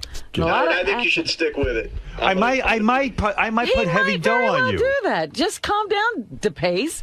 I need time. Okay, Quivers. This is going to be a big show on Thursday. Hold the whole bull. You can't do that. Well, the pit bull. He's something else. The casino says the rules are. Sorry, Dad. Wow. Hold it. The only two people who were talking are me and you. We have money out. All of a sudden, you hear that voice. Meanwhile, he's busy eating in the middle of it. Go back to eating, and I'll worry about my bets. Scott, so it sounds like Howard is backing off his bet. Yeah, which is kind of, ridiculous because he got rid of the bet, which I think was a home run. Me killing JD would be easy, I believe. The Jason one, yeah, I agree that's going to be a tougher bet, but still, I think I'll beat him. But, and then the other thing that kind of sucks is the conspiracy guy in me always was like, wow, they're going to fuck with the test and put a bad score up there. But then I kept saying, well, Howard's got money on it, so why would he do that? Now he took the money off. I don't know. Richard, so, it seems like Howard is kind of going back on some of his bets for the IQ test, but he's still betting on Sal. Does that Does that bother you at all? That he doesn't have any confidence in you? Hold on. I can't chew gum and do an interview at the same time. I'm really dumb, so I can't answer your question right. Hold on, let me finish chewing my gum. Listen, I don't know if I'm going to be Scott, but I told Howard day one I think he backed the wrong horse, and it seems that he's come around and agreed. I don't know why he would have backed the face to begin with, but, you know, listen, we'll see Thursday. Maybe the face is smarter than me. I don't know. I don't think so. What kind of flavor is it?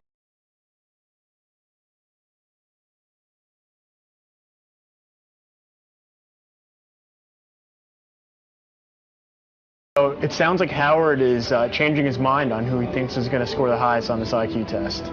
He's going with Jason now? That's what it sounds like. He thinks Jason's one of the DePays. No, what is it? Is he basing it off of IQ scores now? I mean, he's basing it off of where people went to scores. college and SAT scores, and I think, you know, again, having taken it, it's way different than an SAT test. An SAT test does measure intelligence, but it measures stuff that you learned in school. You can't study for an IQ test. You can study for the SAT. So it might have some bearing, but it's not the only bearing. And apparently their scores are close enough that it shouldn't matter. You know where Sal is? Because I want to ask him the same questions I asked you.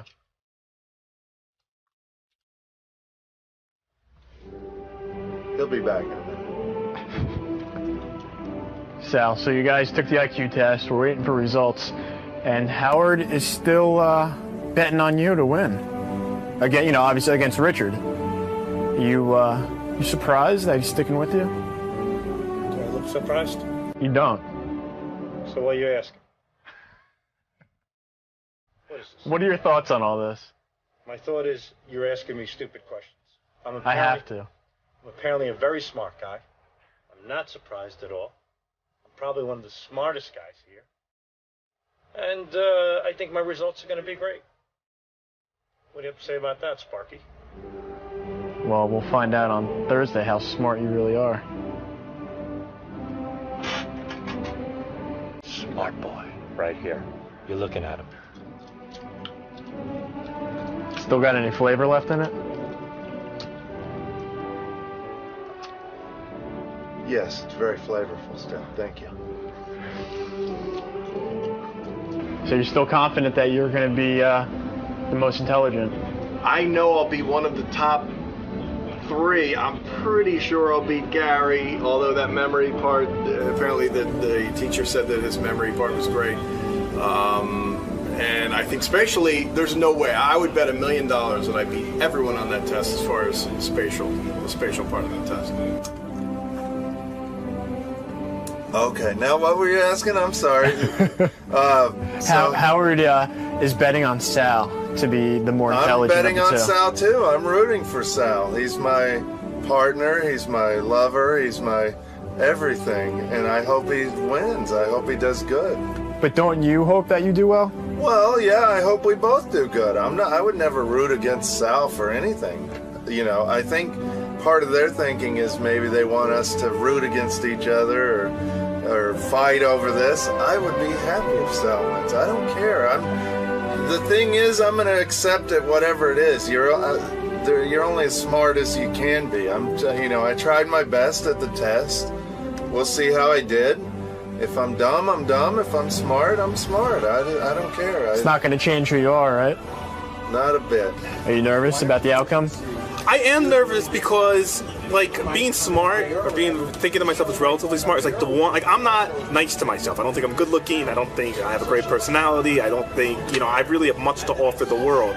The one thing I would give myself is that I think I'm reasonably intelligent. So if the scores come back and they're lower than I would hope they would be, that's it. You've pulled the rug. You've taken the one thing I have and just taken it away from me. So that's what I'm nervous about. What the individual scores, if Scott scores a few points higher than me or I score a few points higher than him, I'm not going to sweat it. If I score a lot higher than him or vice versa, that'll probably have bad feelings either way. But I'm more worried about just my overall score. If I find out I'm not as smart as I think I am, then that's it. I got nothing. You can go back to chewing your gum now.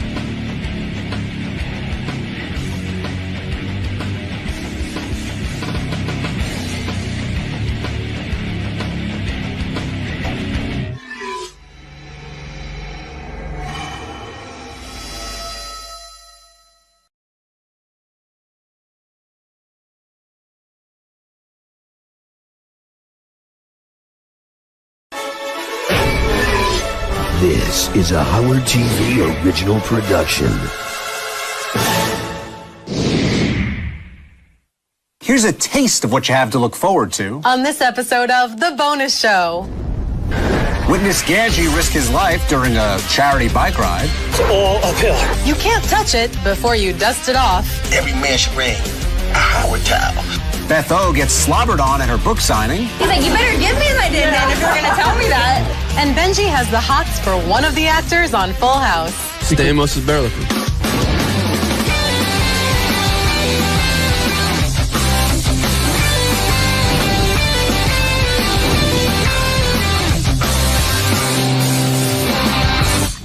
Hello, Stern fans, and welcome to The Bonus Show, a weekly update of all the great behind-the-scenes moments you can't see anywhere else. I'm Rachel Fine. And I'm John Hine. Thanks, Snook. And Rachel, by the way, you do look fine. Get it? It's playing your name. I get it just fine, Hine. Time to shine. Let's dive right in with a woman who's too cool for two names, Jewel. You look divine. Thank you. Thank you doesn't rhyme. That's where your setup is right there. Hey, Joel. Hey, how are you? Nice to see you. Sounds good. All right, You're good. a true professional over there. No, he's not. Don't give anybody a big Don't head. give anybody a big head. No. That won't work for me, won't it? You'll fix it. I might need a job soon.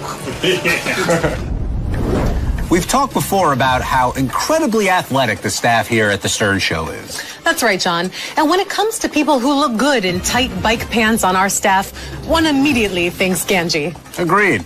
Ganji recently participated in a mass bike ride where he proceeded to breathe heavily over all 5 boroughs of New York City. Okay, going over the Queensboro Bridge, which was really tough because it's all uphill. So I couldn't talk then. But now I'm going to park this flat. So, looks awesome. I'm almost done with this bridge. At least we're on the flat ground now. I don't even know if you can hear any of this. But at least we're on flat ground. I don't have to walk home. Thank God. I think that was the last hill of the ride. Beth O's new book is causing quite a stir among the canine community. You mean because she spelled God wrong on the cover, right? John, that is purposeful. It's supposed to be a joke. Well, I'm sure God doesn't find it funny. Please help me. Here is Beth O at her book signing in New York. I can't. I'm buying these and giving them all as gifts to my friends. Write my name here. Thanks, man. You're wonderful. Oh, you did not. Thank you. Wait. Thank you for all your work you've been doing there. It's so nice of you to come and support me. We really love you on the Facebook. I have a Facebook page, Howard page. Oh, yeah? Stern Facebook super fan. I have to check it out. What's a din-din? He's like, you better give me my din-din if you're going to tell me that. We have Apollo and Walter.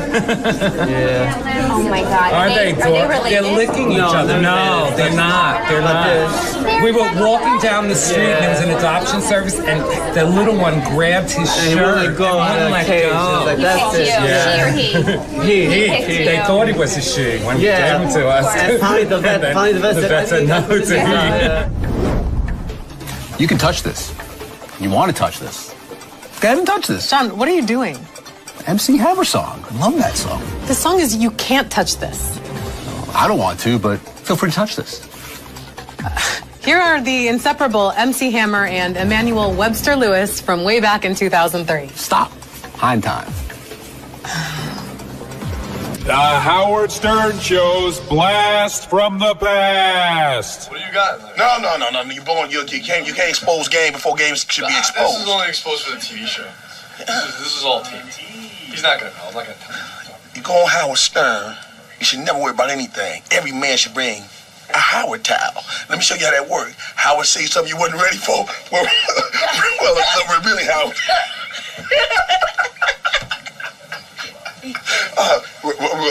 Howard, I really wasn't today. The Howard towel, baby. You got to have a Howard towel. Howard, I wasn't really there. It wasn't me. That was my shadow caricature of me, man. Wow, that sweater Webster had on was circa 1987. I think he pulled it off. Now, Rachel, you and I are somewhat boob experts, wouldn't you say? How so, John?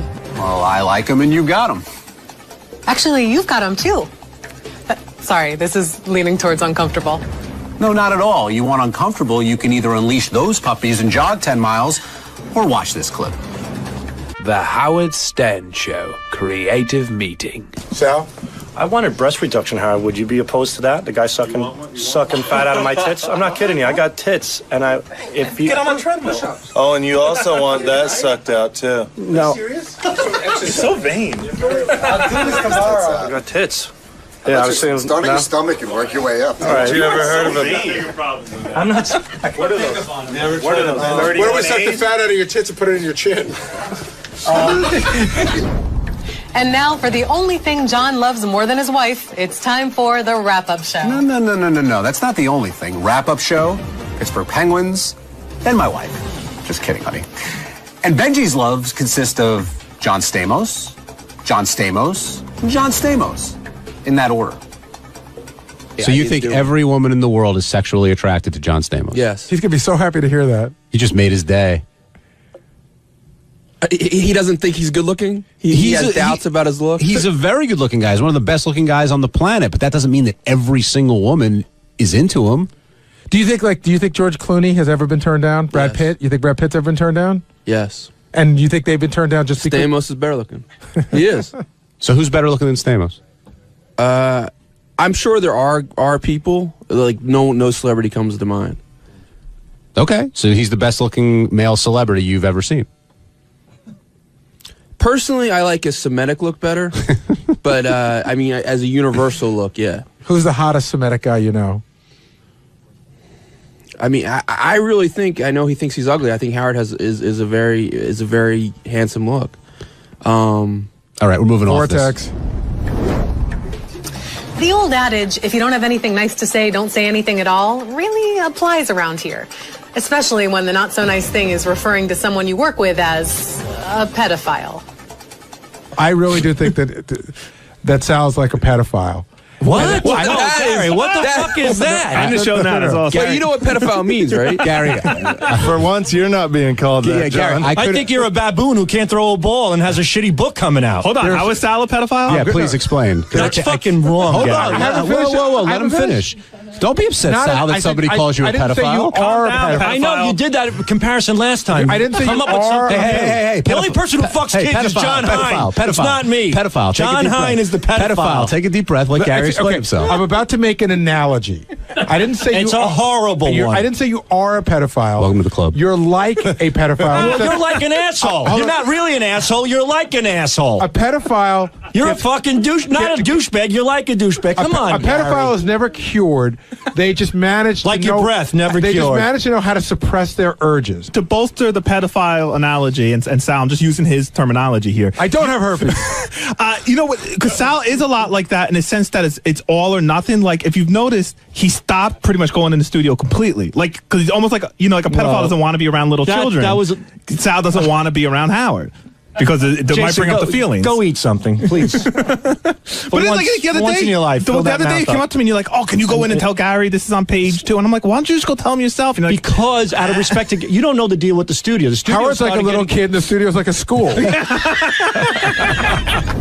Richard Christie is one of the few staff members who've had the distinct pleasure of traveling on a plane with a drunk Beetlejuice. Here's Richard sharing the memory on the wrap-up show. Beetlejuice was the only one who would ever drink with me if we had a flight at 6 a.m. If you're drinking with Beetlejuice, are you really drinking with someone? I'll tell you, it's a blast to drink with Beetlejuice. We had some good, because he's like a normal person. When he's sitting at the bar and he's drinking a whiskey and he's complaining about money and he doesn't like traveling, like it was and he fun. tells you he's mad because he's 1,100 pounds, that sort of thing. Yeah. Well, then the best was when we were at LaGuardia and he did a bunch of shots of whiskey and we went to go get on the plane and he goes, "Stop here, man. I got to get something to read." And we stopped at a little magazine shop and he comes out with a Wall Street Journal.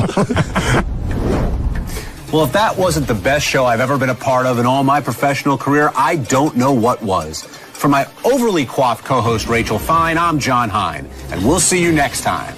Okay, fine. You gonna whine that we don't end the show on an enzyme? Okay, that makes no sense, you putz. Okay, basically, I think you're trying to say that it would be hard to top this show. The next show is going to suck in comparison. All right, we have a lot to look forward to. Just being honest. Don't shoot the messenger. Jeez. You want to keep rhyming? The kind? Is that even a word? On this show it is. Okay, good. At least Gary thinks so. That's what he's got. You want to sign this?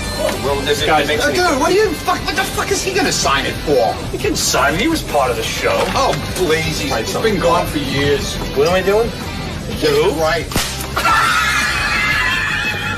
You're a dick. That's funny. You guys are a good setup. That was a good setup. Fantastic. To who? No, to who? That was good, Ronnie. I'm impressed on your improvisational skills. Dude, I'm an actor now. Oh, you're an actor. I'm way ahead of you, man. That was great, dude. That was good, bro. I should have known better, but hey, you got me. That was great.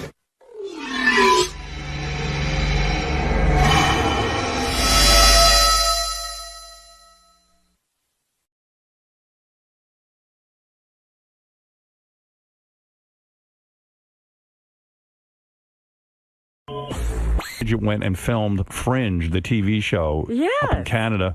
Would you like an update? I certainly would. Yes. I heard Eric was being difficult. Can you believe that? Well, he's a prima donna. He's Isn't difficult he with you. Always difficult. Hey, Eric. Good morning, and I was not one bit difficult. Somebody By the way, can the name finally fucking get changed to Eric the actor? The fucking actor? Eric the fucking actor? No.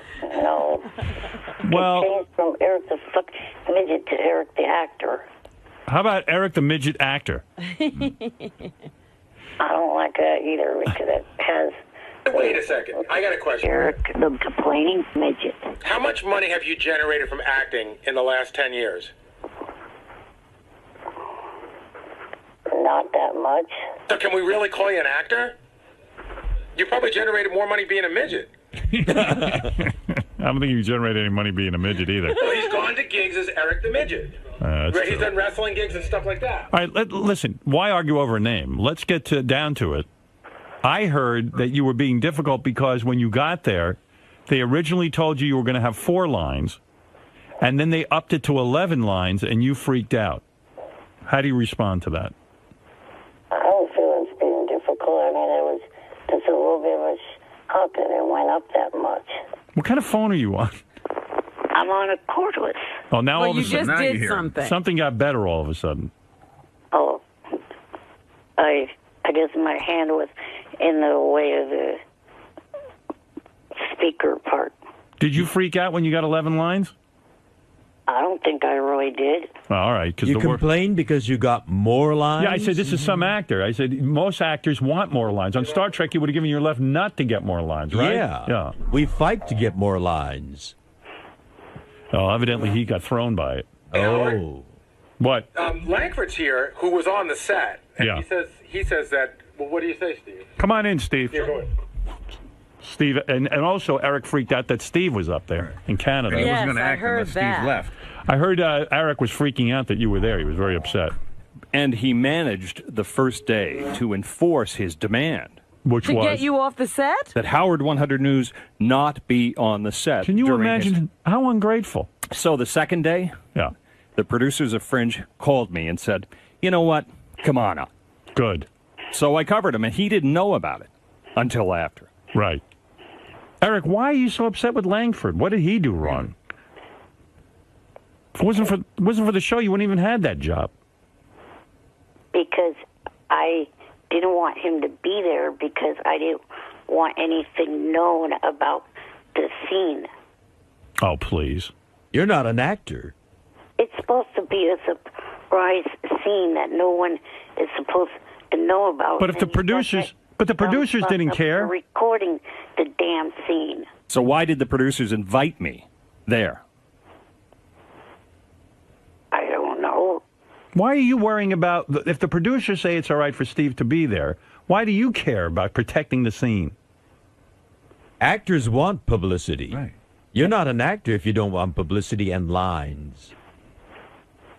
And I have to tell you that after all the craziness of getting Eric the Midget and his roommate to Vancouver, and then his demand that the only reporter in the world who's interested in covering him not be there. Right. One of the top executives told me when I asked him, was it worth it going to all this trouble to try to get him there and do this? He declined to comment. Wow. What do you make of that? I had nothing but positive feedback from the people. So, were they happy with his performance? What is your vibe? It's hard to say. Right. Did you see him on set? Yes, absolutely. I was there. Did He you didn't see his me. costume? He didn't. He was just dressed. He was from at a distance, so he would be able to describe his costume better. But he was simply a homeless guy. Oh, all right. I thought he was some sort of like a Ferengi or something. I thought he was like some weird. I thought he was pivotal to the plot. Yeah.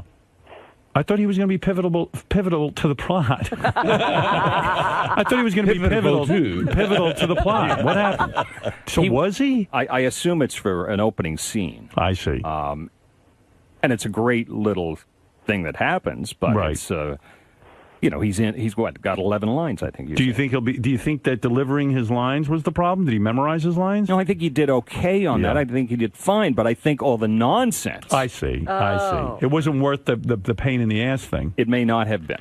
Eric, did you like the experience, or are you turned off to acting now? No, I enjoyed the experience. Did they treat you properly? Were you treated like a star? I thought I was treated properly. Okay. And then you went home, you had your oxygen tank and all that other stuff, and they came through with everything. Yes. All right. Well, there you go. When is this going can't wait to see it. When is this going to air? This is in mid to late September, I think. You seem to be holding something back here. Oh, we did 5 stories at least. We had 6 live, on tape reports from Vancouver. We went crazy on this story. I see. And is there anything you want to say before Eric gets off, or ask him? Eric, you got a big shot here. Why all the nonsense? And by nonsense, you mean what? Well, the craziness. They had a backup actor ready to go in Vancouver.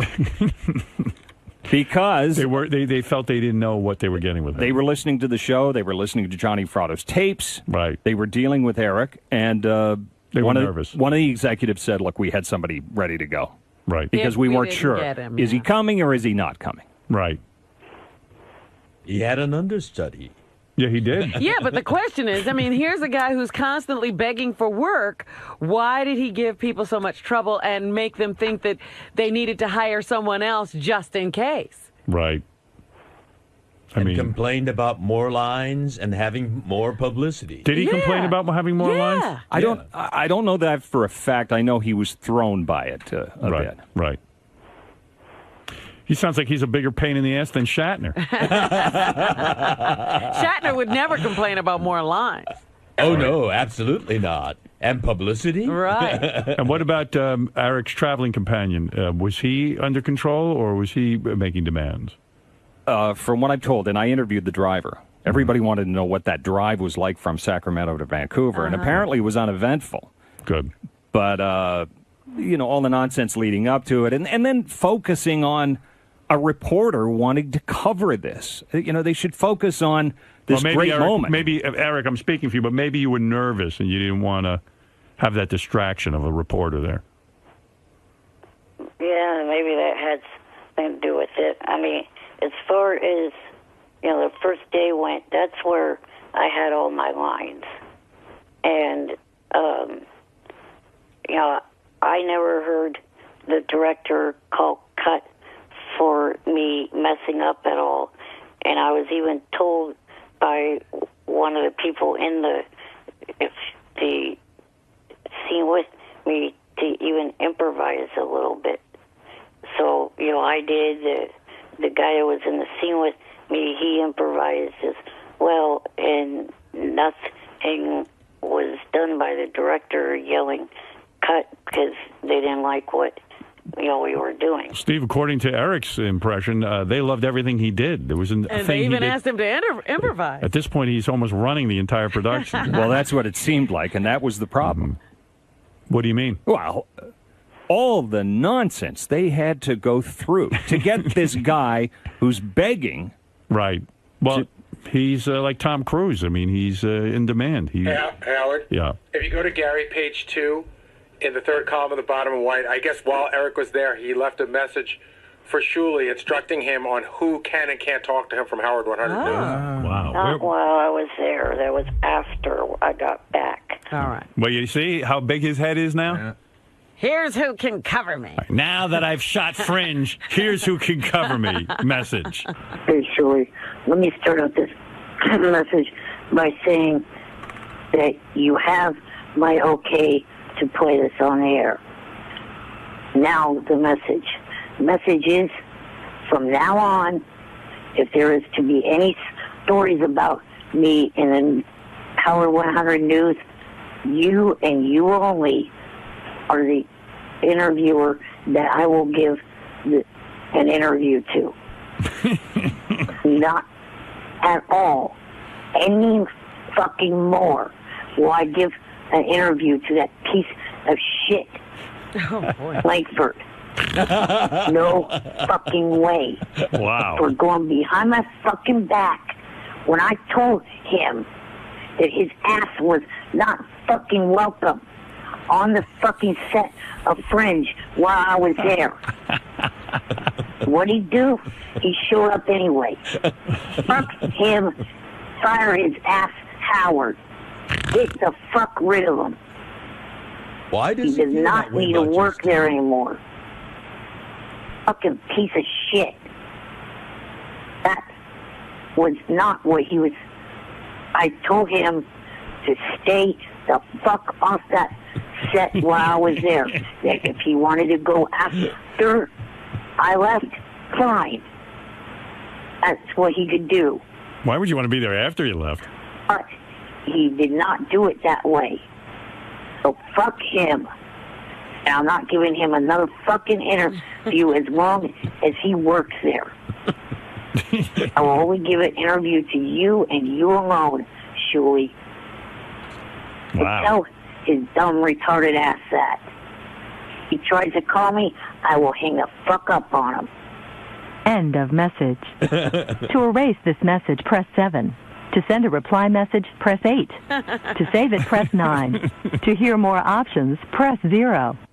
So the bottom line from Vancouver, Howard 100 News always gets their midget. You know what's funny, Eric? I mean... What's that? You just encourage Steve because, like, why would you? First of all, the news department's kind of small anyway. I mean, he's only giving interviews to Shuley, and I mean, what did Steve do wrong except cover you and give you publicity? And it must mean you're being fair because Eric. I mean, it must mean that you're doing a good job because Eric's getting so perturbed by you. Eric wants to control the press, and he can't control you. But as somebody up there said to me, I'm the only reporter interested. Why would he want to alienate? Why would he not want coverage? I don't know. He's like He's not thinking about future work, obviously. He's a tyrant. Yeah, listen to him. I mean, he's wanting you to take Steve Langford's job. I know. He's actually ordering you to fire him. It's like a Tom Thumb Hitler. A prima donna before he becomes a prima donna. Eric, you really want Steve fired? Sure. I mean, I'm sure there's at least one other person that I could think of. It seems that he has, something out for that would want him fired. But you don't care that he has a family and, needs his job? Why would you be so mean-spirited? Really? There's a lot of unemployment out there. People are suffering. And you want to... He doesn't like his coverage. What did Steve do that you don't like his coverage? Yeah. He always seems to me to be negative towards myself, and I know that there's at least one other person that he's that way towards. Captain Jenks? Captain Jenks, yeah. Exactly. Well. In what way is he negative? It seems that when it comes to myself and Captain Jenks, he's always being, real negative towards us, trying to screw with us. In what way? I mean, what's negative about it, the way he gives you publicity? Like what he's saying. He was reporting a bunch of negative shit about the trip up there. And is that true, Steve? Well, again, the storyline would have been Eric the Midget has this great opportunity. He's on a big Fox hit series, and that's a great story for us. Instead, he completely turns that around and makes it into a game of cat and mouse, and the story becomes Howard 100 News chasing him. Right. He blew it. All right. Well, there you go. All right, Eric, congratulations on your acting role. Evidently, we'll see this when? September sometime. Well, I look forward to seeing it. Eric the actor, if you will. All right. Thank you, Eric. Also, everybody, the JFSC is restarted on Facebook. All right. I'm sure that's important to someone. Thank you, Eric. JFSC, Robin, has started again on Facebook. Okay. So there you go. Eric the actor. Boy, he is tough. He's tough. He's tough. He had a lot of demands. Eric, the ridiculous midget. Steve, were you aware of Eric's dislike for you? Absolutely. Word came out that he was going to Vancouver to do this, and it's a great thing. So we immediately said, we want to go cover this. It's a great story. So we got up there, and he was telling the producers of Fringe, I don't want that Langford guy around. So the second day, the producers of Fringe said, you know what? Enough of this silliness. Come on the set. You come and cover this. So Eric managed to boomerang things for himself once again, and we covered it. Now he says he doesn't want you covering anything about him, just Shuley. Are you going to abide by that? We'll see. I mean, we don't take our coverage orders from Eric the Midget. Our director, Scott DePace, won the IQ test 2 weeks ago. He was on the golf course celebrating with his video caddy. Wow. Was he? Some of the guys were playing with him. So the video caddy is a tape recorder that tape records your swing as it was tape recording. Actually, it's a clamp that holds the recorder. Right. It's not even a recorder. Yeah. And so while they were playing golf, a gopher, just like in the movie Caddyshack, a gopher attacked, came out. And here's the noise Scott DePace made. He does scream like a girl for a guy with 122 IQ. Now move him. Chase him towards us. There it is. Howard, do you want to see it? Yeah. I have to see it. Just put up on it. Oh, there's the gopher. That's for real. Yeah, look at that. There he is. Oh, it really was. All right, now move him. Chase him towards us. That